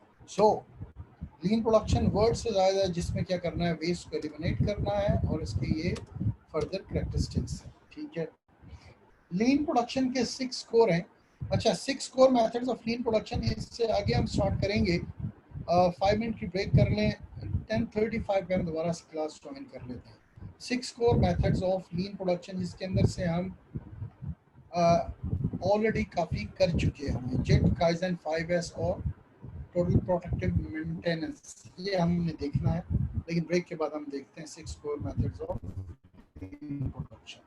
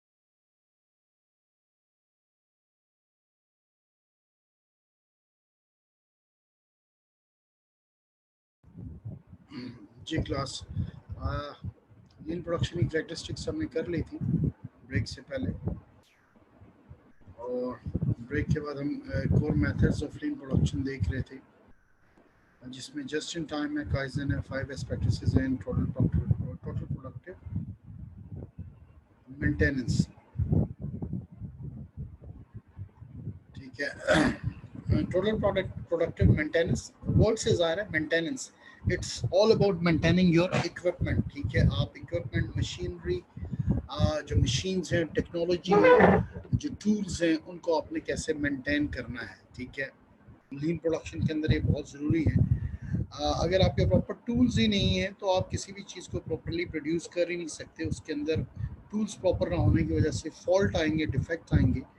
आपकी मशीनरी सही नहीं है, ऑटोमेटेड नहीं है, मेंटेन नहीं है, तो उस लिहाज से भी आपकी जो चीज़ प्रोसेस हो रही है उसके अंदर फॉल्ट आ सकते हैं। ठीक है, और उसके अंदर क्या है, it's that's engage all level and function of the organization in maintenance, all level all functions. ठीक है, आपकी वो मशीनरी है, आपके टूल्स हैं, लोग हैं, उनकी ट्रेनिंग है, रीट्रेनिंग है, ये सारी चीज़ें इसके अंदर टोटल प्रोडक्टिव मेंटेनेंस के अंदर आती हैं, कि जो प्रोडक्शन आप कर रहे हैं उसके अंदर जो चीज़ें इन्वॉल्व हैं उनकी मेंटेनेंस कैसे करनी है। Workers are train to take care of the equipment, और वर्कर्स को भी ट्रेन किया जाता है कि उन्होंने इक्विपमेंट कैसे यूज़ करना है। मशीनरी के इवन ऑन एंड ऑफ करने के प्रोसीजर क्या है, SOPs क्या है, उसके बारे में है।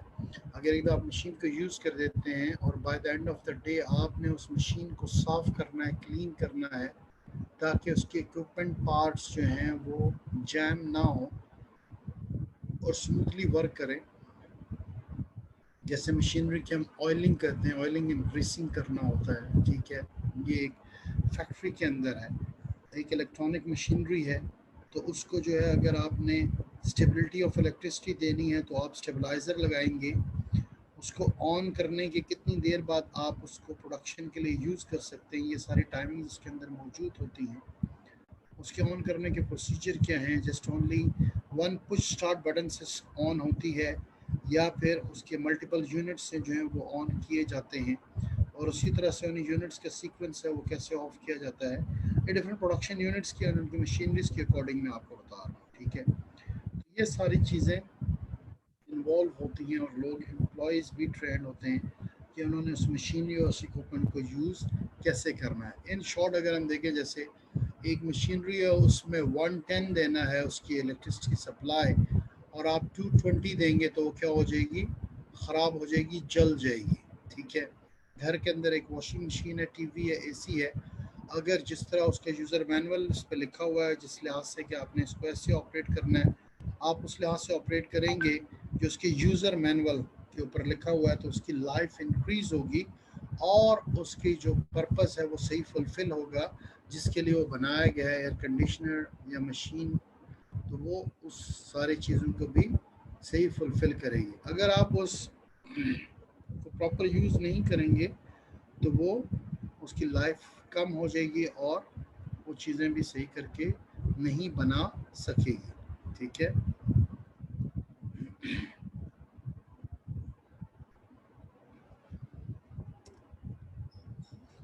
टोटल प्रोडक्टिव मेंटेनेंस जो मेजर फैक्टर्स हैं, ट्रेनिंग हम ऑलरेडी डिस्कस कर चुके हैं। ठीक है,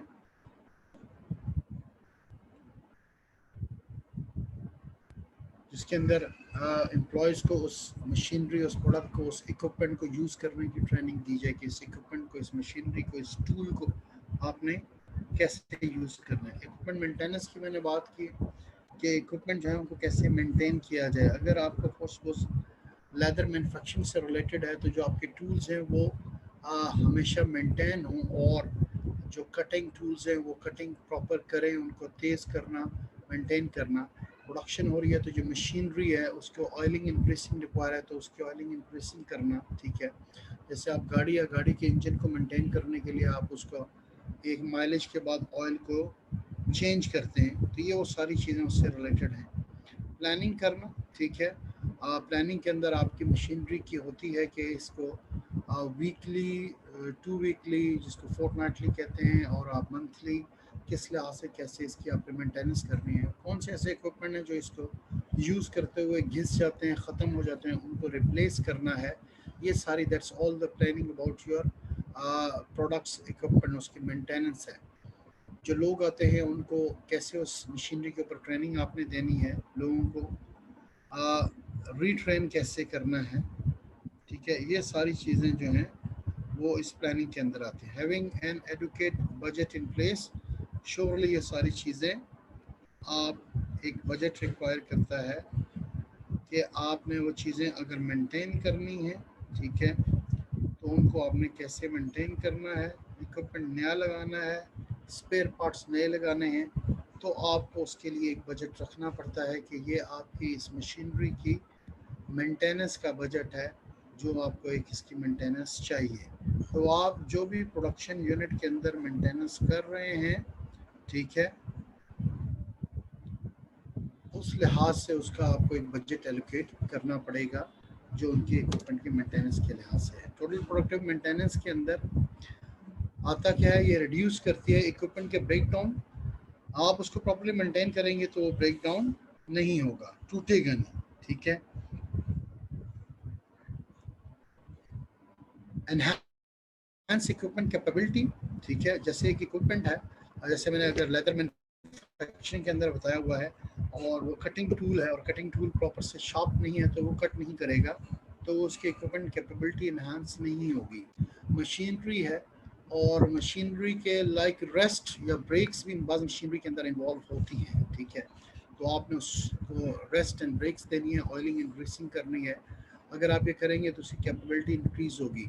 एचआर के अंदर मैंने एक केस डिस्कस किया था, ओ फोर्ट होटल था। ओ फोर्ट होटल के अंदर वहाँ के जो किचन का स्टाफ था, उनकी सबसे बड़ी कंप्लेन यही थी कि वो उनके पास जो टूल्स हैं उस किचन के अंदर, इवन मील को कुक करने के लिए वो टूल्स ही प्रॉपर नहीं है, और बाज़ टूल जो हैं वो बिल्कुल ख़त्म हो चुके हैं, और बाज़ जो हैं नीड स्मॉलर मेंटेनेंस, जिसकी वजह से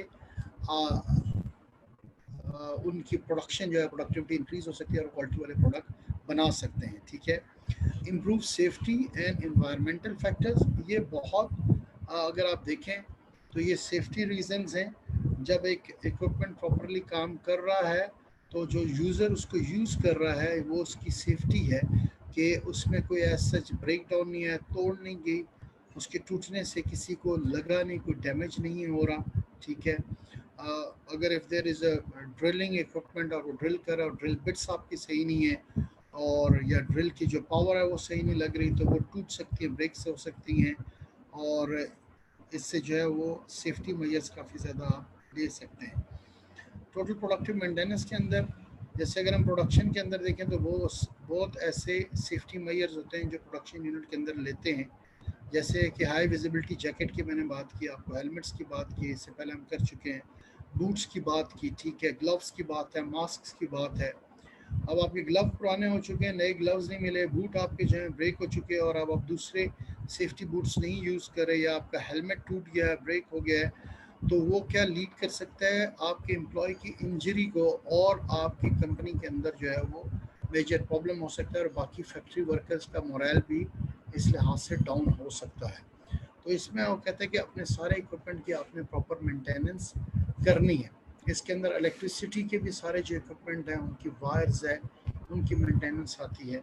तो ये सारी चीज़ें, इवन आपकी एक मशीन ख़राब हो सकती है कि उसका जो प्लग है वो प्रॉपर जो है वो इंसर्ट नहीं होता, क्योंकि जो उसके शू है वो उसमें थोड़ी सी जो है वो फ़र्क आ जाता है, जिसकी वजह से वो सही फिक्स सही बैठता नहीं है, जिससे फ्लक्चुएशन होती है, और इन टर्म्स इन रिटर्न क्या होता है, आपके वो लाखों के इक्विपमेंट क्या हो जाते हैं, ख़राब हो जाते हैं, जल जाते हैं। या आपकी घर के कंप्यूटर और मॉनिटर्स के अंदर ये प्रॉब्लम आ जाती है जब आपके उनके शू जो हैं वो प्रॉपरली इंसर्ट नहीं होते एक्सटेंशन लीड के अंदर, तो वो लीड क्या कर देते हैं, वो उसकी फ्लक्चुएशन जो उसका है वो कॉज करती है आपके मॉनिटर और आपके कंप्यूटर के मदरबोर्ड की डैमेज के लिहाज से। तो यही चीज़ हैवी मशीनरी की अगर आप देख लें, तो अगर उनके पावर इलेक्ट्रिसिटी सप्लाई सही नहीं है, इवन उसका शू सही नहीं है, तो जिसकी वजह से वो इक्विपमेंट डैमेज हो सकता है। ठीक है, इन्वायरमेंटल फैक्टर वही बात आती है, जब ये सारे आपके प्रॉपरली मेंटेन होंगे तो कार्बन का एमिशन क्या होगा, बहुत कम होगा इन्वायरमेंट के अंदर, आपकी इन्वायरमेंट भी सेव होगी। ठीक है, इसके अंदर वो कहता है कि सेलुलर मैन्युफैक्चरिंग, सॉरी दो ये हमने देखे थे। ठीक है, चार sorry, jet kaizen 5S in total productive maintenance. Next slide में टोटल प्रोडक्टिव मेंटेनेंस को देखा था हमने, फोर्थ पॉइंट को, और ये क्या है फिफ्थ एंड सिक्स पॉइंट, जिसके अंदर सिक्स सिग्मा वो कहते हैं हम ऑलरेडी देख चुके हैं। एंड सेलुलर मैन्युफैक्चरिंग, ठीक है, जिसके अंदर वर्ड से ज़ाहिर है सेलुलर सेल्स के अंदर आप डिफरेंट सेल्स में वर्क करते हैं या वर्क यूनिट्स अरेंज होते हैं एक सीक्वेंस के अंदर, जो कि स्मूथ मटेरियल के फ्लो को जो है, जो काम हो, जो इक्विपमेंट आप बना रहे हैं उसकी स्मूथनेस को इंश्योर करते हैं कि आपका काम प्रॉपरली हो रहा है। ऐसे ही है कि जो डिज़ाइनिंग है वो डिज़ाइन कर रहा है, जो उसके अंदर 2 लोग हैं या 3 लोग हैं, जो कटिंग के हैं वो 4 लोग कटिंग कर रहे हैं, आगे वाले स्टिचिंग कर रहे हैं, उसके बाद सारे फिनिशिंग देख रहे हैं, नेक्स्ट जो है पैकेजिंग कर रहे हैं। This is also cellular manufacturing, total productive maintenance के अंदर आप सेलुलर मैन्युफैक्चरिंग करते हैं। ठीक है, तो अगर इसके अंदर हम देख लें 6 core methods of lean production, JIT हम देख चुके हैं, काइजन हम देख चुके हैं, 5S प्रैक्टिसेस हम बहुत पहले देख चुके हैं। ठीक है, टोटल प्रोडक्टिव मेंटेनेंस कैसे की जाती है उसका कॉन्सेप्ट है, सेलुलर मैन्युफैक्चरिंग है, और लास्ट क्या है 6 सिग्मा। ठीक है, और 6 सिग्मा भी हम ऑलरेडी इसको जो है वो डिस्कस कर चुके हैं। ठीक है, क्रिटिसिज्म एंड लिमिटेशंस हैं लीन मैन्युफैक्चरिंग की। ठीक है, लोग क्या क्रिटिसाइज करते हैं लीन मैन्युफैक्चरिंग का, क्या फ़ायदे हैं, क्या नुकसानात हैं। ठीक है, ये वो सारी चीज़ें इसके अंदर हम डिस्कस करेंगे। लिमिटेशंस भी हैं, देखें there is a limitation of everything, हर एक प्रोसेस की आपकी जो वो लिमिटेशंस हैं। ठीक है, कोई भी चीज़ परफेक्ट नहीं है या कंप्लीट नहीं है या टोटल नहीं है। ठीक है, यहाँ पे भी इसी की लीन प्रोडक्शन की, जिसके अंदर वो क्या कहता है लीन प्रोडक्शन है कि वेस्ट को आपने रिड्यूस करना है, उसकी लिमिटेशंस भी हैं और इसके ऊपर क्रिटिसाइज भी किया गया है। ठीक है, सो क्रिटिसिज्म भी है, नथिंग इज परफेक्ट, कोई भी चीज़ परफेक्ट नहीं है, बट पॉजिटिव क्रिटिसिज्म भी होना चाहिए। खैर लोग ज़्यादातर नेगेटिव क्रिटिसिज्म देते हैं, but these are the authors जो कि इसके ऊपर कमेंट कर रहे हैं, देख रहे हैं, जहाँ पे इस लीन प्रोडक्शन को हम आगे डिस्कस करें। क्रिटिसिज्म एंड लिमिटेशन बहुत पॉइंट्स इसी के अंदर हैं, हम वन बाय वन करके देख लेते हैं। इसमें सबसे है हाई इनिशियल आउटले। ठीक है, ये इसकी लिमिटेशंस भी हैं और क्रिटिसिज्म भी है। लिमिटेशन ज़्यादा है एंड लेस क्रिटिसिज्म है कि आप जब लीन प्रोडक्शन मेंटेन कर रहे होते हैं तो आपको कॉस्ट बहुत ज़्यादा जो है वो इनकर करनी पड़ती है, ज़्यादा आपके पास खर्चा होता है, उस खर्चे के बाद ही आप इस काबिल होते हैं कि आप एक लीन मैन्युफैक्चरिंग कर सकें। ठीक है, तो ये वो सारी ऐसी चीज़ें हैं, ठीक है, जिसके अंदर जो इसकी ये लिमिटेशन है, हाई इनिशियल आउटले। ठीक है, it might involve large amount of initial expenditure to switch from traditional production system to a system based on cellular manufacturing. Cellular manufacturing है, सिक्स सिग्मा है, जेट है, 5S प्रैक्टिसेस हैं। तो इन सारों के अंदर, क्योंकि सारे हमने देखा कोर हैं लीन मैन्युफैक्चरिंग के, सो अगर ये आप देख लें तो these are not easy things, these are not cheaper things, सस्ती नहीं है कि आप जस्ट इन टाइम इम्प्लीमेंट कर लें, काइजन को इम्प्लीमेंट कर लें। काइजन के अंदर तो आप कहते हैं कि आपने कंटिन्यूसली इम्प्रूव करना है, और टोटल क्वालिटी मैनेजमेंट के अंदर तो आपने उस कल्चर को डेवलप करना है, और हो सकता है आपको 6 महीने, साल, 2 साल लग जाए एक कल्चर को बिल्ड करने में, जहाँ पे हर आदमी इन्वॉल्व हो कि टोटल क्वालिटी को आपने कैसे मैनेज करना है। तो ये सस्ता नहीं है, ये महंगा है, ह्यूज HR इन्वॉल्व है, ह्यूमन रिसोर्स मैनेजमेंट इन्वॉल्व है, जो कि आपको देखेगी इसके अंदर कि कैसे हर एम्प्लॉय को इस फिलॉसफी को अंडरस्टैंड करवाना है, दिखाना है कि कैसे उन्होंने लीन मैन्युफैक्चरिंग करनी है और टोटल क्वालिटी मैनेजमेंट कैसे करनी है। 5S प्रैक्टिसेस, जैसे मैंने बताया कि मैनेजमेंट समटाइम तो विलिंग ही नहीं होती है कि लोग अलग से बैठ के आधा घंटा घंटा ये डिस्कस करें कि हमने टोटल प्रोडक्टिव मेंटेनेंस कैसे कर रहे हैं और टोटल क्वालिटी मैनेजमेंट कैसे कर रहे हैं। These are the five aspects. TPM हमने देख लिया, ट्रेनिंग्स इन्वॉल्व हैं इसके अंदर, इक्विपमेंट मेंटेनेंस है, प्लानिंग है, एडुकेट बजट, बहुत ज़्यादा वाफिर मकदार के अंदर आपके पास पैसा होना चाहिए, आप बजट एलोकेट करें जिसमें आपने इसको मेंटेनेंस करनी है अपनी मशीनरी की, ठीक है। और six sigma, so that's why author कहता है कि दीज आर द लिमिटेशन, हर कंपनी इसको इम्प्लीमेंट भी नहीं कर सकती है। थ्योरी में तो हो सकता है उन्होंने पढ़ा हो, उन्हें पता हो कि जेट करना है, six sigma, five aspects, but reality के अंदर उनके पास वो बजट भी है कि नहीं है, उनके पास इतने पैसे हैं कि नहीं है कि वो क्या इस लीन मैन्युफैक्चरिंग को इम्प्लीमेंट कर सकें। तो दैट्स वाई वो कहता है कि इनिशियल आउटले अगर आप ट्रेडिशनल से चेंज करके कंप्यूटराइजेशन करना चाहते हैं, एंड दैट्स नॉट चीप, ये सस्ती नहीं है, इट इज़ एक्सपेंसिव अगर आपने सारे प्रोसेस को कंप्यूटराइज करना है। तो ये सारी चीज़ें उस लिहाज से आती हैं कि यस, आपने ट्रेडिशनल से ओल्ड मैनुअल सिस्टम से कंप्यूटराइज की तरफ जाना है तो आपको बहुत ज़्यादा पेमेंट करनी पड़ेगी, पैसे देने पड़ेंगे, ठीक है।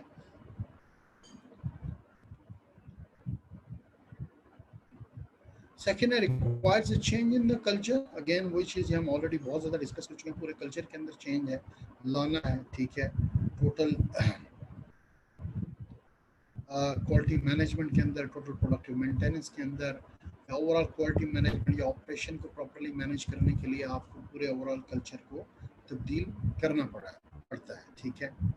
वो कहते हैं लाइक टीक्यूएम, ठीक है, इट्स अ फिलॉसफी और the culture of working and it's might be difficult कि आप लीन मैन्युफैक्चरिंग को मैनेज कर सकें और एम्प्लॉयज को कन्विंस कर सकें कि वो इस कल्चर की तरफ आए, ठीक है, इसकी तरफ वो टोटल प्रोडक्टिव मेंटेनेंस करें, हर इक्विपमेंट को bye the end of the day आपने मेंटेन करना है। तो ये खैर वो सारी चीज़ें कहता है कि इसको लोगों को आपको ट्रेनिंग भी देनी पड़ेगी, लोगों को कन्विंस करना पड़ेगा, उनका माइंडसेट को चेंज करना पड़ेगा और ओवरऑल कंपनी के कल्चर को भी तब्दील करना पड़ेगा। और कल्चर के बारे में हम डिस्कस कर चुके हैं कि ये टॉप से आता है, हायर मैनेजमेंट को भी इन्वॉल्व होना पड़ेगा अपनी टोटल प्रोडक्ट क्वालिटी मैनेजमेंट में और टोटल प्रोडक्टिव मेंटेनेंस के लिहाज से, ठीक है।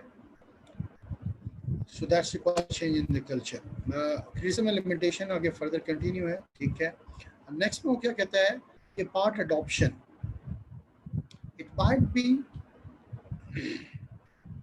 कहते हैं कि कंपनीज जो है वो उनके लिए मुश्किल हो सकता है, ठीक है, कि हो सकता है कुछ जगह पे वो कुछ एक मेथड के थ्रू वो काम करें, like such as production based on the cellular manufacturing, ठीक है, और उस जगह पे उसको इम्प्लीमेंट करें और किसी दूसरी साइड के ऊपर उसी फैक्ट्री के अंदर दूसरे प्रोडक्शन यूनिट के अंदर उनको और मैकेनिज्म जो है वो अडॉप्ट करना पड़े, जिसमें वो कह रहा है सच एज एम्प्लॉयज़ को जो है वो आप क्या करते हैं, सॉरी एम्पावर करते हैं कि वो ऑन स्पॉट डिसीजंस को ले सकें। या तो आप सेलुलर मैन्युफैक्चरिंग करें या फिर आप क्या करें, आप उनको ऑटोनॉमी दे दें, ठीक है, और उनको एम्पावर कर लें कि वो at the spot decision making कर सकें, ठीक है। तो कहते हैं ये बड़ा टेम्पटिंग होता है, लोग जैसे मैंने बताया कि हर कंपनी उसको पता भी है, पढ़ा भी हुआ है, उसका क्वालिटी का जो क्वालिटी मैनेजर है या टोटल क्वालिटी मैनेजर है उस फैक्ट्री के अंदर, उसको ये सारी चीज़ें, या उसने किसी और फैक्ट्री के अंदर इसका तजर्बा भी लिया हुआ है, लेकिन when it comes to the budget और मीटिंग्स में बजट डिस्कस होता है तो वो कहता है दीज आर माय लिमिटेशंस, कि हमारे इसका मेंटेनेंस का बजट इतना एलोकेट हुआ है और इसी रिसोर्सेज के अंदर रहते हुए हमने इनकी मेंटेनेंस करनी है, इसी रिसोर्सेज के अंदर रहते हुए हमने टोटल क्वालिटी को क्या करना है, मैनेज करना है, ठीक है। तो इसमें वो कहता है कि it's very tempting for companies to select some elements of lean manufacturing, बड़ा अच्छा लगता है, बड़ा यानी कि सुनहरा या सुहाना लगना कि वाकई ये लीन मैन्युफैक्चरिंग हमारी कंपनी के अंदर भी होनी चाहिए, ठीक है, कि हम सेलुलर मैन्युफैक्चरिंग कर सकें, लेकिन इट्स डिफ़िकल्ट कि हम इस सारी चीज़ों को ओवरऑल इस सारी सेलुलर मैन्युफैक्चरिंग को जो हम अडॉप्ट कर सकें और टोटल प्रोडक्टिव मेंटेनेंस हम कर सकें, ठीक है। और लास्ट में क्या कहते हैं, कॉस्ट में एक्सीड बेनिफिट, आपके खर्चे आपके इस बेनिफिट से हो सकता है ज़्यादा हो जाए, कि आपकी कॉस्ट ज़्यादा आ जाए और आपके जो है वो फ़ायदा उससे कम हो। इसके अंदर हम एक टर्म यूज़ करते हैं, कॉस्ट बेनिफिट एनालिसिस, कि हमारी कॉस्ट कितनी आ रही है और इसका हमें फ़ायदा कितना हो रहा है। आइदर वर्थ है कि हमें कॉस्ट इम्प्लीमेंट करें, और एक और चीज़ होती है पे बैक पीरियड, कि फोर सपोज अगर हम नई मशीनरी लेके आते हैं, क्योंकि ओल्ड मशीनरी ज़्यादा मेंटेनेंस मांग रही है, ज़्यादा मेंटेनेंस उसके अंदर इन्वॉल्व है, और जब अगर हम नई मशीनरी लेके आएंगे तो वो हमें पे बैक पीरियड क्या होगा, वो नई मशीनरी 2 साल के अंदर लीन मैन्युफैक्चरिंग करते हुए वेस्ट को रिड्यूस करेगी, तो क्या 2 साल या 3 साल के ऊपर वो हमारे उस सारे खर्चे को पूरा कर रही है। जो पेमेंट उस मशीनरी को बाय करने में लगाई थी, वो पेमेंट हमें वापस रिटर्न होगी, कितने अरसे के अंदर होगी, साल में, 2 साल में, 3 साल के अंदर। तो हम पे बैक को भी कैलकुलेट करते हैं और कॉस्ट बेनिफिट एनालिसिस भी करते हैं, जिसके अंदर हम देखते हैं कि जो मशीनरी नहीं लगा रहे हैं इसकी हमें क्या कॉस्ट आएगी और उसके रिटर्न में हमारा फ़ायदा क्या होगा। ठीक है।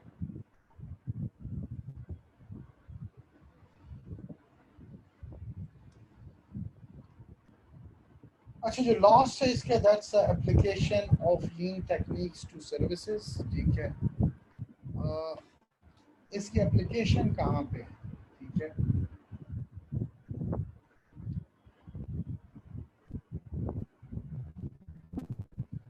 जैसे इसमें बताया, Toyota pilot the concept of A lean operating system, ये पहले थे जिन्होंने लीन ऑपरेटिंग सिस्टम को यूज़ किया।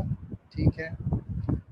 अ, और उसके बाद अब जो है वो मोस्टली कंपनीज के अंदर लीन मैन्युफैक्चरिंग हो रही है। जैसे कि मैंने बताया कि जो मेच्योर ऑर्गेनाइजेशन है, बड़ी कंपनीज हैं, उनमें वो लीन मैन्युफैक्चरिंग कर रहे हैं। लेकिन यहाँ पे ऑथर बताता है कि टोयोटा वाज द फर्स्ट कि जिसने लीन ऑपरेटिंग सिस्टम को इम्प्लीमेंट किया। ठीक है। लीन टेक्निक्स वो कहते हैं कि सर्विसेज कंपनीज के अंदर भी जो है वो आप इम्प्लीमेंट कर सकते हैं। और जो 6 कोर मेथड्स हम ऑलरेडी देख चुके हैं, जिट है, काइजन है, 5S है, 6 सिग्मा है, टीपीएम है, सेलुलर मैन्युफैक्चरिंग है, ये सारी टेक्निक्स वो कहता है कि सर्विसेज कंपनीज के अंदर स्टिल अप्लाई होती हैं। ठीक है। लेकिन उनके एप्लीकेशन के मेथड्स जो हैं वो डिफरेंट है। ठीक है। लीन टेक्निक कस्टमर को at the core of the service organization, की कस्टमर हमारे सेंटर में है और हमने कस्टमर की नीड्स, वांट्स एंड डिमांड्स को देखते हुए लीन मैन्युफैक्चरिंग करनी है। जैसे कि पीछे उतर रहे हैं, अभी थोड़ी देर पहले ही कहा लास्ट स्लाइड्स के अंदर, कि जो कस्टमर है वो किंग है, वो बॉस है, और कस्टमर ही जो है इसके बारे में डिमांड करेगा तो उसके अगेंस्ट हम प्रोडक्शन करेंगे। ये ना हमारी प्रोडक्शन ज़्यादा हो जाए और हमारा वेस्ट में चला जाए, जो एक्स्ट्रा इक्विपमेंट है, एक्स्ट्रा चीज़, एक्स्ट्रा प्रोडक्ट है, और हो सकता है नेक्स्ट कस्टमर कस्टमाइज ऑर्डर करे और ये इसके अलावा प्रोडक्शन, ये जो है इक्विपमेंट, जो प्रोडक्ट है वो यूज़ ही ना हो।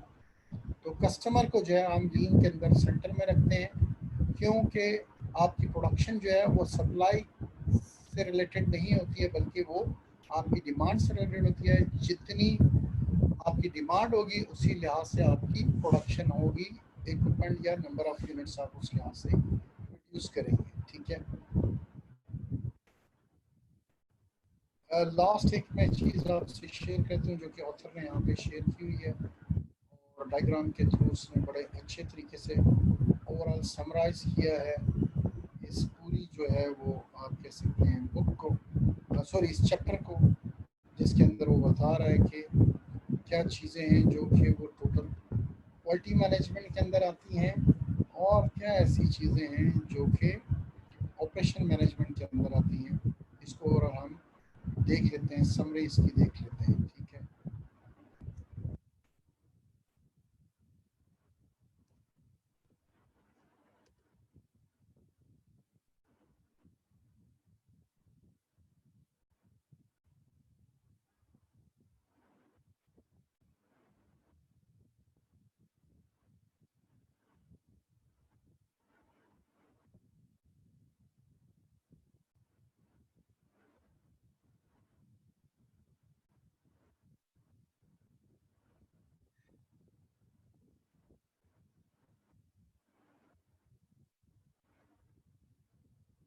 ये आपके सामने स्क्रीन आ गई, इसमें आप देख सकते हैं ऑपरेशन मैनेजमेंट, ठीक है। जैसे ऑपरेशंस को आप कैसे मैनेज करते हैं, क्या टूल्स एंड टेक्निक्स है। 5S है, 5S के अंदर हम स्ट्रक्चराइज करते हैं। मैं क्वेश्चन इसके बाद लेता हूँ, क्वेश्चन इसके बाद मैं दोबारा से आखिर में इसको रिवाइज कर लूँ, उसके बाद मैं क्वेश्चन लूँगा। 5S है, स्ट्रक्चराइज है, सिस्टमाइज है, सैनिटाइज है, स्टैंडर्डाइज है एंड सेल्फ डिसिप्लिन है। अगर आपको याद हो, जो हमने जापानीज नेम थे उसको इंग्लिश ऑथर्स ने उन्हीं एस को कन्वर्ट किया हुआ था इंग्लिश में, और ये वो 5S हैं जो कि ऑपरेशन से रिलेटेड हैं। स्ट्रक्चराइज करना, सिस्टमाइज करना, सैनिटाइज करना, स्टैंडर्डाइज करना है, सेल्फ डिसिप्लिन। ये भी आपको मैं इसमें दोबारा से बता दूँ, इस पूरे चैप्टर का रिव्यू करेंगे। सेकंड क्या है, बिजनेस प्रोसेस री इंजीनियरिंग। या दैट्स इन ऑपरेशन मैनेजमेंट, क्या आपने पूरे पूरे ऑपरेशन को तब्दील ही कैसे करना है, पूरी वर्किंग को, वर्क फ्लो को, उसके डिज़ाइन को चेंज कर देना। और बीपीआर के अंदर हम देखते हैं, ऑथर कहते हैं कि ये इंक्रीमेंटल नहीं है, ये सीढ़ियों की तरह एक एक कदम नहीं आपने करना, वो कहते हैं लंबी छलांग है, क्वांटम क्वांटम लीप की बात करता है, अपसाइड डाउन, बुनियादी तब्दील करके रख देना। That's is a business process री इंजीनियरिंग। ये ऐसा ही है कि एक कमरे का आप नक्शा ही बदल के रख दें, घर के एक कमरे का आप नक्शा ही बदल के रख दें, ठीक है। और उस कमरे के अंदर सोफे पड़े हैं, कारपेट पड़ी है, टेबल्स पड़े हुए हैं, आप सोफे भी निकाल देते हैं, कारपेट भी निकाल देते हैं, टेबल भी निकाल देते हैं, वहाँ पे आप वुडन फ्लोरिंग कर देते हैं, वहाँ पे बेड ले आते हैं, स्टडी टेबल ले आते हैं, और वॉल जो है वो उनके पैंट चेंज कर देते हैं, जो सीनरीज लगी है उनको चेंज कर देते हैं। That is a business process engineering. आप ओवरऑल पूरे प्रोसेस को ही टोटल क्या कर देते हो, तब्दील करके रख देते हो, पूरा री इंजीनियर और रीडिज़ाइन करते हो किसी भी काम को। Way of working, pattern, process, work flow, design, सारी चीज़ें चेंज कर देना is known as a BPR, ठीक है। क्वालिटी मैनेजमेंट के अंदर है, क्वालिटी कंट्रोल्स हैं, क्वालिटी सर्कल्स हैं, ठीक है, QCs, ISO international standard organization या इंटरनेशनल ऑर्गेनाइजेशन फॉर स्टैंडर्डाइजेशन, ठीक है, लेकिन ये आईएसओ कहलाती है। आईएसओ की वेबसाइट भी है, आईएसओ 9001/2 9002 क्वालिटी मैनेजमेंट सिस्टम्स के ऊपर क्या करते हैं, एम्फेसाइज करते हैं।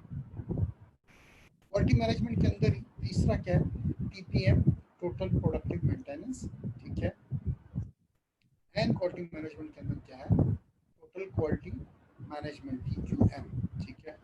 अगर हम इसका ओवरव्यू करें, जो समरी है हमारे total TQMX, total quality management summary, उसमें हम ऑपरेशन मैनेजमेंट में 5S है, NBPR है, और क्वालिटी मैनेजमेंट के अंदर QC, ISO, TPM है, TQM है, ठीक है।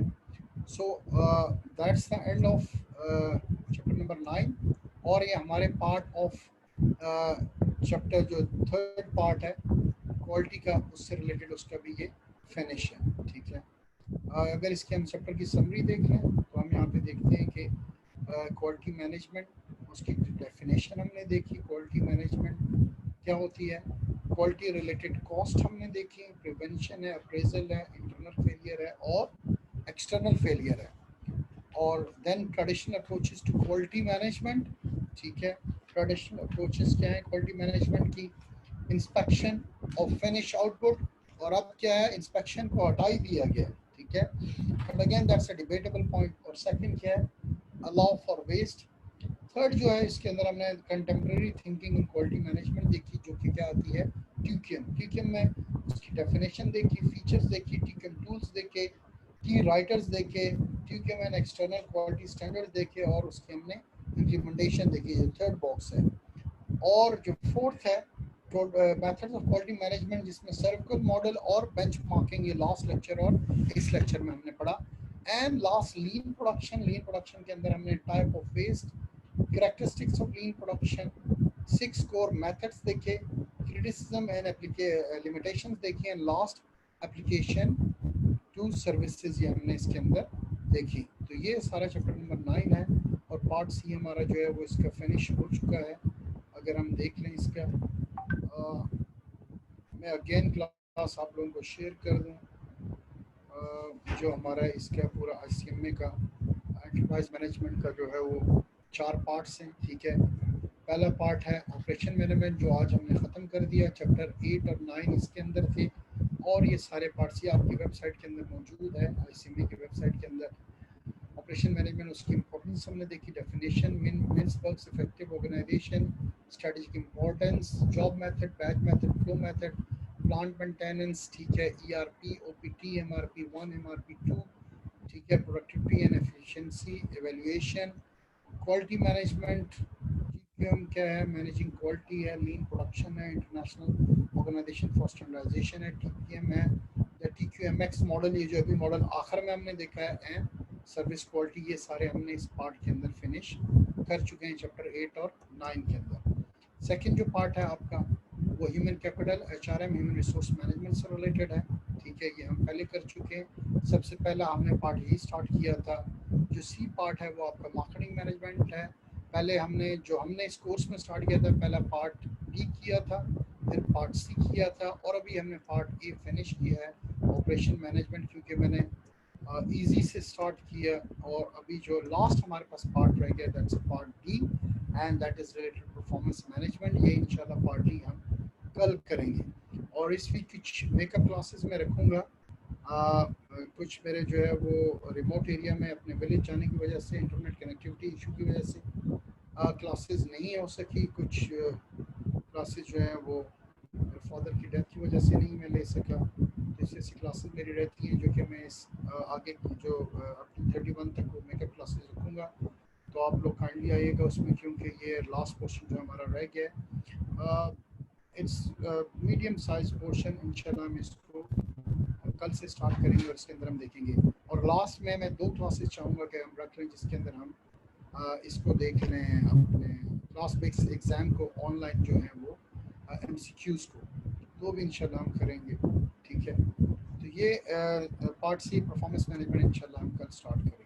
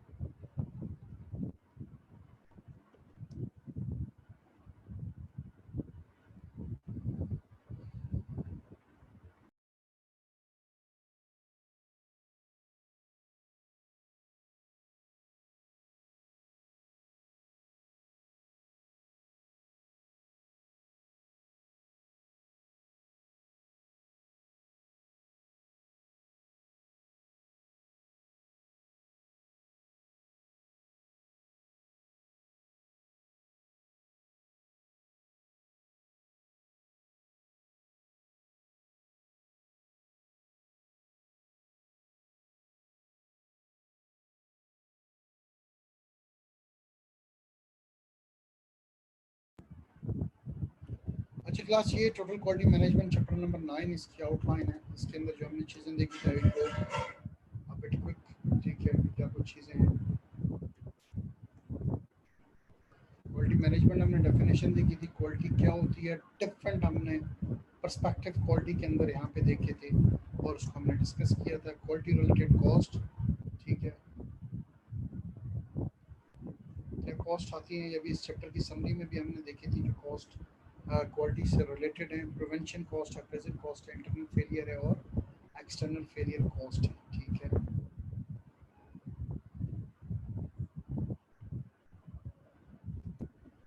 प्रिवेंशन हमने देखी थी, ठीक है। इसी तरह क्वालिटी रिलेटेड कॉस्ट है, क्वालिटी रिलेटेड कॉस्ट में इंटरनल फेलियर कॉस्ट है, एक्सटर्नल फेलियर कॉस्ट है। Contemporary thinking of in quality management, TQM, having के पॉइंट हमने 14 देखे थे टीक्यूएम के अंदर। टीक्यूएम के फंडामेंटल फीचर्स, प्रिवेंशन है, कंटिन्यूड इम्प्रूवमेंट है, रियल पार्टिसिपेशन बाय ऑल है, and last commitment of senior management है। ये फंडामेंटल फीचर ऑफ टीक्यूएम थे, ठीक है। टोटल क्वालिटी मैनेजमेंट के टूल्स हमने quality circle, kaizen, 5 S practices और 6 सिग्मा देखे थे। क्वालिटी सर्कल्स, एडवांटेज इसके क्या हैं, ठीक है, और इसको कैसे हम इनकरेज कर सकते हैं, कैसे हम डेवलप कर सकते हैं क्वालिटी सर्कल को, ठीक है, कौन कौन से वेज हैं उसके थ्रू। काइजन हमने देखी, जापानीज फिलोसफी, जिसका मतलब है कंटिन्यूसली इम्प्रूव करते रहना, ठीक है। और पीडीसीए साइकिल हमने इसके अंदर देखा, plan, do, check and act cycle, इसको भी हमने स्टडी किया। 5 एस प्रैक्टिसेस, ठीक है, as a part of a kaizen approach का हिस्सा है 5S प्रैक्टिसेस, और यही है वो जो चीज़ें अभी हमने एंड में TQMX मॉडल में देखी, स्ट्रक्चराइज है, सिस्टमाइज है, सैनिटाइज है, स्टैंडर्डाइज है और सेल्फ डिसिप्लिन है। ये सारी चीज़ें 2 डिफरेंट एग्जांपल से मैंने आप लोगों को बताई यहाँ पे, ठीक है। सिक्स सिग्मा हमने देखा, की राइटर्स को हमने डिस्कस किया, ऊची को हमने डिस्कस किया। अच्छा, ऊची के बारे में क्वेश्चन आया था लास्ट पहले, ठीक है। ऊची ने सिंपल आप कह सकते हैं, इसने बताया कि अमेरिकन कंपनीज जापानीज को बेंचमार्क बना के कैसे सक्सेसफुल हो सकती हैं। बेंचमार्क का कॉन्सेप्ट आपने पढ़ लिया, अब आपको ऊची समझ आ गया होगा कि ऊची ने कहा कि जापानीज कंपनीज को बेंचमार्क बना लो, तुम भी सक्सेसफुल हो जाओगे। दैट्स द ऊची, ठीक है। और उसने जापानीज की मैनेजमेंट प्रैक्टिसेस थी जो हमने डिस्कस की थी कि group interaction and consensus in decision making. आपको बताता चलो ये वाकई फैक्ट है, अमेरिकन कंपनीज जो है, जापानीज का हमने टोटल क्वालिटी ऑपरेशन मैनेजमेंट जब मैंने पढ़ा तो उस टाइम वाकई दैट इज ट्रू कि अमेरिकन कंपनीज के अंदर कंसेंसस और इंटरेक्शन, ग्रुप इंटरेक्शन बहुत कम होता था। Autocratic style of leadership America के अंदर अब भी है बहुत जगह पे, क्योंकि वो अमेरिकन के कल्चर और अमेरिकन के माइंडसेट का हिस्सा है, जो अमेरिकन इटसेल्फ है। अभी इनके अगर लीडर ट्रम्प को भी देख लें, और जो जॉर्ज बुश था, Bush big and senior and junior, Obama को हटा के, और बिल क्लिंटन को तो आप देख लें, इन सारों का ऑटोक्रेटिक स्टाइल ऑफ लीडरशिप है। और वहाँ के सीईओज को भी देख लें तो उनके मोस्टली स्टाइल जो है of leadership was and is, अब काफ़ी कम हुआ है, इज ऑटोक्रेटिक मैनली, ठीक है, एंड मैनली जिसको हम कहते हैं ना डिक्टेटरशिप। सो दैट्स व्हाई आप कंफ्यूज हो रहे होंगे कि ये तो अब कॉमन है, ये तो अभी हम पढ़ते हैं कि group interaction and consensus. Consensus का मतलब होता है इत्तेफाक राय, सारे लोग जब किसी एक बात पे एग्री होते हैं तो उसका फैसला ले लेते हैं, उसका डिसीजन करते हैं।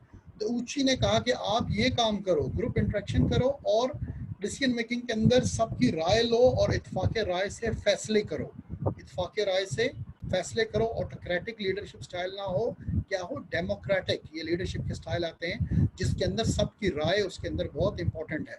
Less hierarchy and more devolve authority slash responsibility.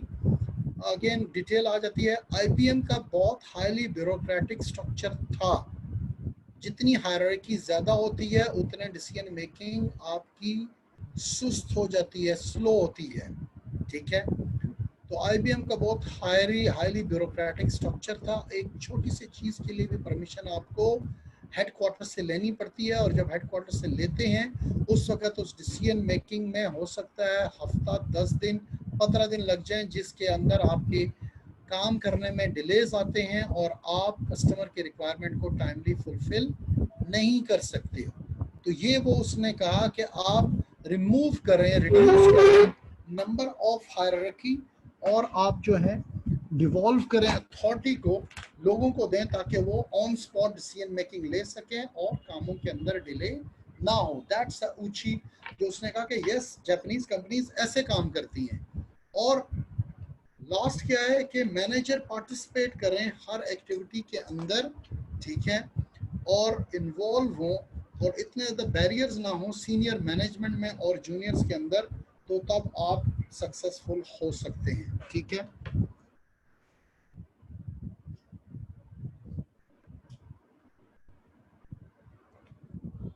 I don't know, maybe बी इजाजुल्लाह शायद आपका ये क्वेश्चन था, आपने ये पूछा था ऊची के बारे में। सो दैट्स ऊची। ऊची सिंपल कहता है कि जापानीज को बेंचमार्क बनाओ और अमेरिकन कंपनीज उनसे सीखो, ठीक है। ये वो टाइम था जब उन्होंने वाकई उनसे सीखा। अब तो मैं स्ट्रेटजी के अंदर पढ़ाता हूँ कि जो माइकल पोर्टर ने एक और कॉन्सेप्ट दिया है पोजीशनिंग का, और उसमें माइकल पोर्टर कहता है कि सिर्फ ऑपरेशनल इफेक्टिवनेस जो है वो स्ट्रेटजी नहीं है, बल्कि unique positioning of the company strategy another concept है। नहीं समझ आया तो आप इसको छोड़ दें। तो खैर अब तो कॉन्सेप्ट चेंज हो गया, लेकिन 60s 70s 80s तक, इवन 90s तक जापानीज की जो है ऑपरेशन मैनेजमेंट कमाल पे थी, और उसी ऑपरेशन मैनेजमेंट के ऊपर जिट हो गया, काइजन हो गया, सिक्स सिग्मा हो गया, इनकी सॉरी सिक्स सिग्मा तो मोटरोला का था, इसको इन्होंने इम्प्लीमेंट किया। और ये सारी वो फिलॉसफी थी जो कि जापानीज कंपनी ने इम्प्लीमेंट की, और उन्होंने दुनिया भर के अंदर छा गई और वर्ल्ड की सेकंड बिगेस्ट इकोनॉमी बन गई। जो मैंने आपको बताया 2011 में चाइना जो है वो सेकंड बिगेस्ट इकोनॉमी दुनिया की बन गई, ठीक है। तो खैर ये वो चीज़ें हैं कि ग्रुप इंटरेक्शन करो, हायरार्की कम करो, और मैनेजमेंट का स्टाइल जो है पार्टिसिपेटिव होना चाहिए। आई होप ये आपको अंडरस्टैंड हो गया होगा ऊंची का क्या है, ये क्वेश्चन शुरू में आया था। TQM और एक्सटर्नल क्वालिटी स्टैंडर्ड हमने पढ़े, जिसमें ISO के हमने स्टैंडर्ड्स देखे, ठीक है। 9000, 9004, 14001 इन्वायरमेंट से रिलेटेड। इम्प्लीमेंटेशन कैसे हम करते हैं, 6 स्टेप हमने देखे।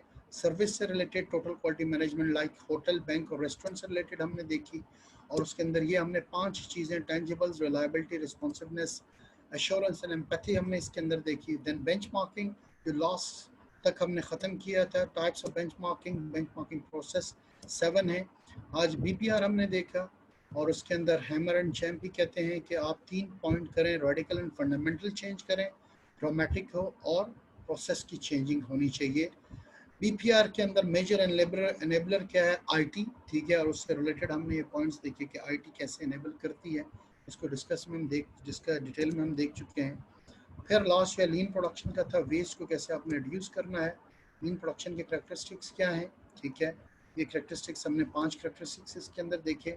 6 कोर मेथड हैं, 4 यहाँ पे लिखे हुए हैं, और 1-2 स्लाइड्स के बाद है जिसमें 4 जो है टोटल प्रोडक्टिव मेंटेनेंस आज हमने देखा, उसके कैसे आप इम्प्लीमेंट करते हैं या मेजर फैक्टर TPM करते हुए, वो हमने इसमें देखे। और फिर फोर्थ वो थे जो कि fourth one total productive maintenance था। तो फिफ्थ सेलुलर मैन्युफैक्चरिंग, एंड 6 क्या है, 6 सिग्मा। तो TPM और सेलुलर मैन्युफैक्चरिंग इसके अंदर टोटल प्रोडक्टिव मेंटेनेंस के अंदर हमने देखा, ठीक है। इसकी क्रिटिसिज्म और इसकी लिमिटेशन हमने देखी, और last application of lean production, ये इसके अंदर हमने देखा। Then summary of the chapter, ठीक है। अच्छा, क्वेश्चंस में लेता हूँ। मैंने जब स्क्रीन शेयर ख़त्म किया था तो लास्ट के क्वेश्चन जो मुझे याद था वो मैंने ले लिया, जिसके अंदर ऊंची का था। अगर लास्ट स्क्रीन जो ब्रेक से पहले में आपने कोई क्वेश्चन किया था तो वो दोबारा से कर लें, लिख दें, क्योंकि उसकी जो स्क्रीन ख़त्म होगी तो वो क्वेश्चंस ख़त्म हो गए थे ब्रेक के बाद, ठीक है। लेकिन ऊंची का याद था वो मैंने बता दिया, और होपफुली इजाज़ुल्लाह आपको समझ आ गई होगी। काशिफ, यस, ये स्लाइड्स में इंशाल्लाह that's end of the chapter. ये by the end of this lecture इंशाल्लाह मैं इसको ऊपर अपलोड कर दूंगा। अच्छा, ट्रैकिंग क्यों की जाती है, ताकि आप अपने एक स्पेयर पार्ट को प्रॉपरली ट्रैक कर सकें कि वो स्पेयर पार्ट यूटिलाइज हुआ है फिनिश गुड के अंदर। फिनिश गुड मतलब जो एंड प्रोडक्ट है उसके अंदर स्पेयर पार्ट लगा है कि नहीं है। आपने 10 प्रोडक्ट बनाए तो 10 वो स्पेयर पार्ट लगे हैं कि नहीं लगे। आप वेयर हाउस के अंदर देखते हैं कि आपके पास 20 थे तो अब 10 रहने चाहिए, लेकिन आप देखते हैं 10 नहीं है, 9 हैं या 8 हैं। तो आप देखते हैं उन 2 के साथ क्या हुआ। 2 के साथ या तो वो टूट गए प्रोडक्शन के अंदर, उनको आपने प्रॉपर हैंडल नहीं किया, लोडिंग अनलोडिंग में वो डैमेज हो गए,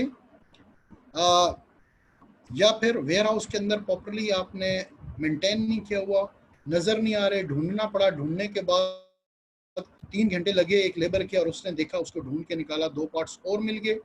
या फिर थेफ्ट हो गया, वो चोरी हो गए 2 पार्ट्स। तो आप आइडेंटिफाई करते हैं कि हम चीज़ों को प्रॉपर हैंडल कर रहे हैं या नहीं कर रहे। हमारा स्टोर जो प्रॉपर उसके अंदर चीज़ें वेयर हाउस में लोकेट रखी जा रही हैं कि नहीं रखी जा रही, रोज एंड कॉलम्स के अंदर प्रॉपर जगह पे हैं, या फिर 3 घंटे लगा के ढूंढा तो वो 2 मिल गए। हैंडलिंग सही नहीं हुई तो देखा उसके अंदर दोनों आधे आधे टूटे हुए हैं, या एक थोड़ा टूटा हुआ है जो कि लगाने के काबिल नहीं है, दूसरा ज़्यादा टूटा हुआ है। चोरी होगी, चोरी आइडेंटिफाई करनी है, आपके वर्कर कर रहे हैं, कौन कर रहा है कौन नहीं कर रहा, या फिर बाहर का कोई आदमी आया और उसने चोरी कर ली। इस सारे को जो बाहर की टर्म के अंदर जो स्टोर्स के अंदर यूज होता है और प्रोडक्शन के अंदर उनकी अपनी एक टर्मिनोलॉजी है, इसको वो श्रिंकेजेस के हेड, श्रिंक होना, सुकड़ जाना, कम हो जाना, उसका हेड कहलाता है श्रिंकेजेस का हेड, कि वो श्रिंकेजेस में डाल देते हैं। और श्रिंकेजेस के अंदर टूटी हुई चीज़ भी आती है, डैमेज जो प्रोडक्ट वो आता है उसके अंदर, थेफ्ट आता है, चोरी आती है, या लॉस्ट हो जाता है, ठीक है।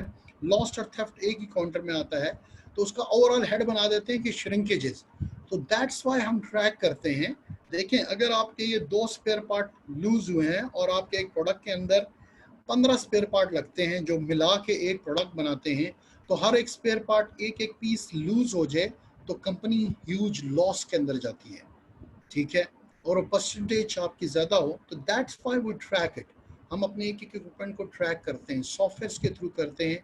गुड इनवर्ड नोट आता है जब जो सामान आपके पास आया आपके स्टॉक के अंदर, उसके साथ एक नोट आता है जिसको हम कहते हैं goods inward note. Goods inward, जो सामान आया है वो क्या क्या है उसकी डिटेल मौजूद होती है। उस सामान को आप कंप्यूटर के अंदर इनपुट कर देते हैं।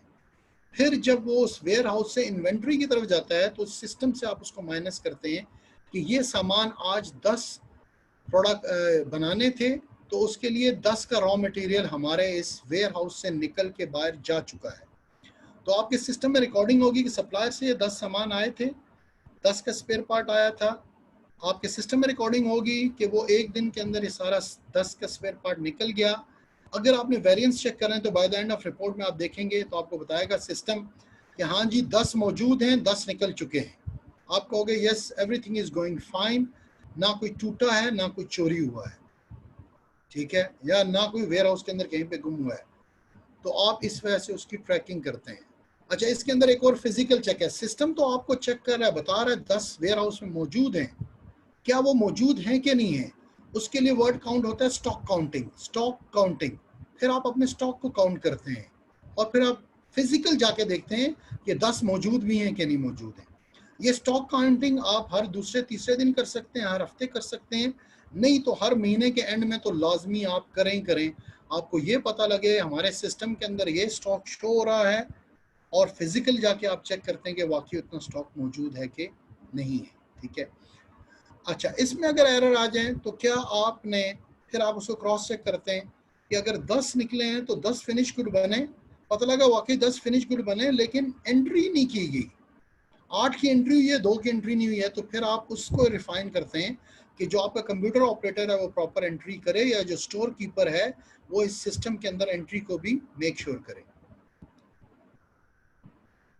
ठीक है आसिम जहूर, इसको मैं अपलोड कर दूंगा, मैंने बता दिया, काशिफ की भी यही डिमांड थी।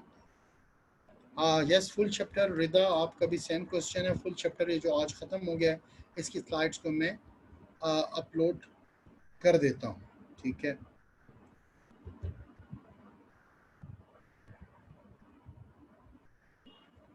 समीर, आखिर में कोशिश करूँगा रिवाइज करूँगा, और एग्ज़ाम प्रैक्टिस मैंने जैसे कि अभी बताया है, इंशाल्लाह क्लास बेस एग्ज़ाम्स हम करेंगे, और आगे थोड़ा सा जो है वो क्विक जाना पड़ेगा, और आप लोगों को भी जो है वो मेकअप क्लासेस में आना पड़ेगा, ठीक है। और इस इंशाल्लाह हम पूरा कोर्स भी फिनिश कर देंगे, और हम 2 क्लासेस जैसे मैंने बताया ऑलमोस्ट 4 आवर्स, इसके अंदर हम क्लास बेस एग्जाम्स को कर लेंगे। रिवीजन तो मैं उन्हीं क्लासेस के अंदर 4 आवर्स होंगे, हाफ एन आवर के अंदर 1 आवर के अंदर हम टोटल कोर्स की रिवाइज कर लेंगे, और बाकी जो है हम ऑनलाइन जो MCQs के थ्रू जो है वो इसको देख लेंगे, प्रैक्टिसेस भी कर लेंगे जो एग्ज़ाम से रिलेटेड हैं, ठीक है।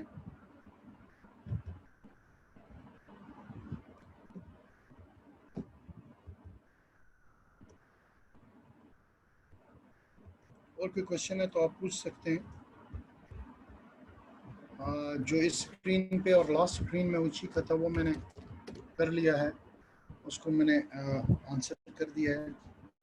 नेक्स्ट इंशाल्लाह परफॉर्मेंस मैनेजमेंट करेंगे। बाकी हाँ, मैं डिस्कस करके ज़िले अब्बास को बता दूंगा, आप लोगों को वो अपडेट कर देगा अबाउट द मेकअप क्लास। वैसे कल तो हमारी क्लास है, उसमें मैं भी आप लोगों को बता दूंगा कि कौन कौन सी मेकअप हुई है। तो वो खैर मैं डिस्कस करता हूँ मैनेजमेंट से, और उसको जो है वो हम फर्दर कल की क्लास तक इंशाल्लाह जो है मैं आपको बता दूंगा कि कौन कौन से दिन हमारी मेकअप है आफ्टर कंसल्टेशन विद ज़िले अब्बास।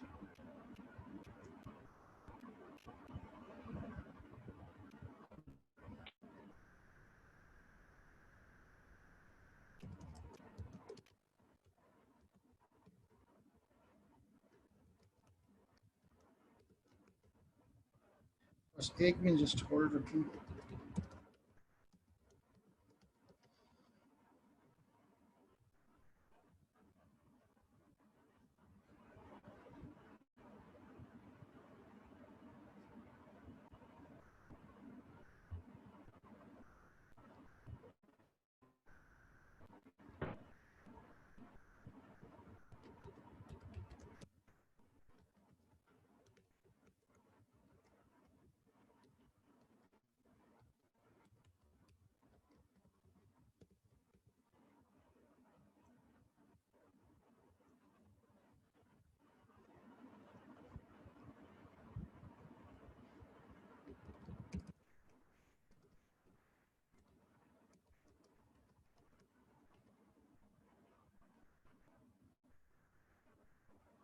शाम 6 बजे। एक मिनट में अनाउंस कर दूँ फिर कर देते हैं।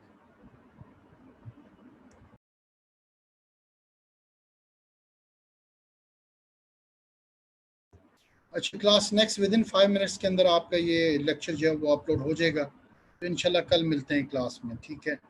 कल सेम टाइम 9:30 बजे इंशाल्लाह मिलते हैं। नेक्स्ट पार्ट करेंगे हम परफॉर्मेंस मैनेजमेंट का। ठीक है class, thank you, thanks very much. Okay, अल्लाह हाफिज़।